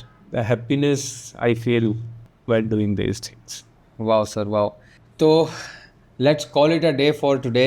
From starting in 2019 with running to conquering Ironman races sir across the world, and your next challenge is on the way in Copenhagen, which you are preparing. Your journey proves one thing: it's not about where you come from, it's about how consistently you show up. And you've proved that practically, theoretically, with all the challenges, ups and downs, you have always showed up and you've made your way without any excuses.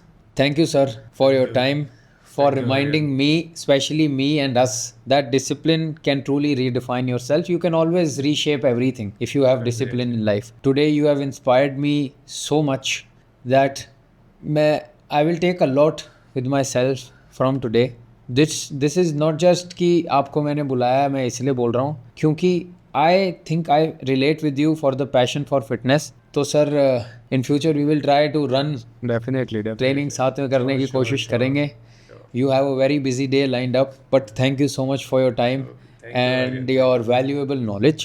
हम आपके साथ फिर से जुड़ेंगे for better topics. And there is so much to talk about. Sir, thank you for your time. Have a very nice day. Thank you. Thank you. Thank you for calling.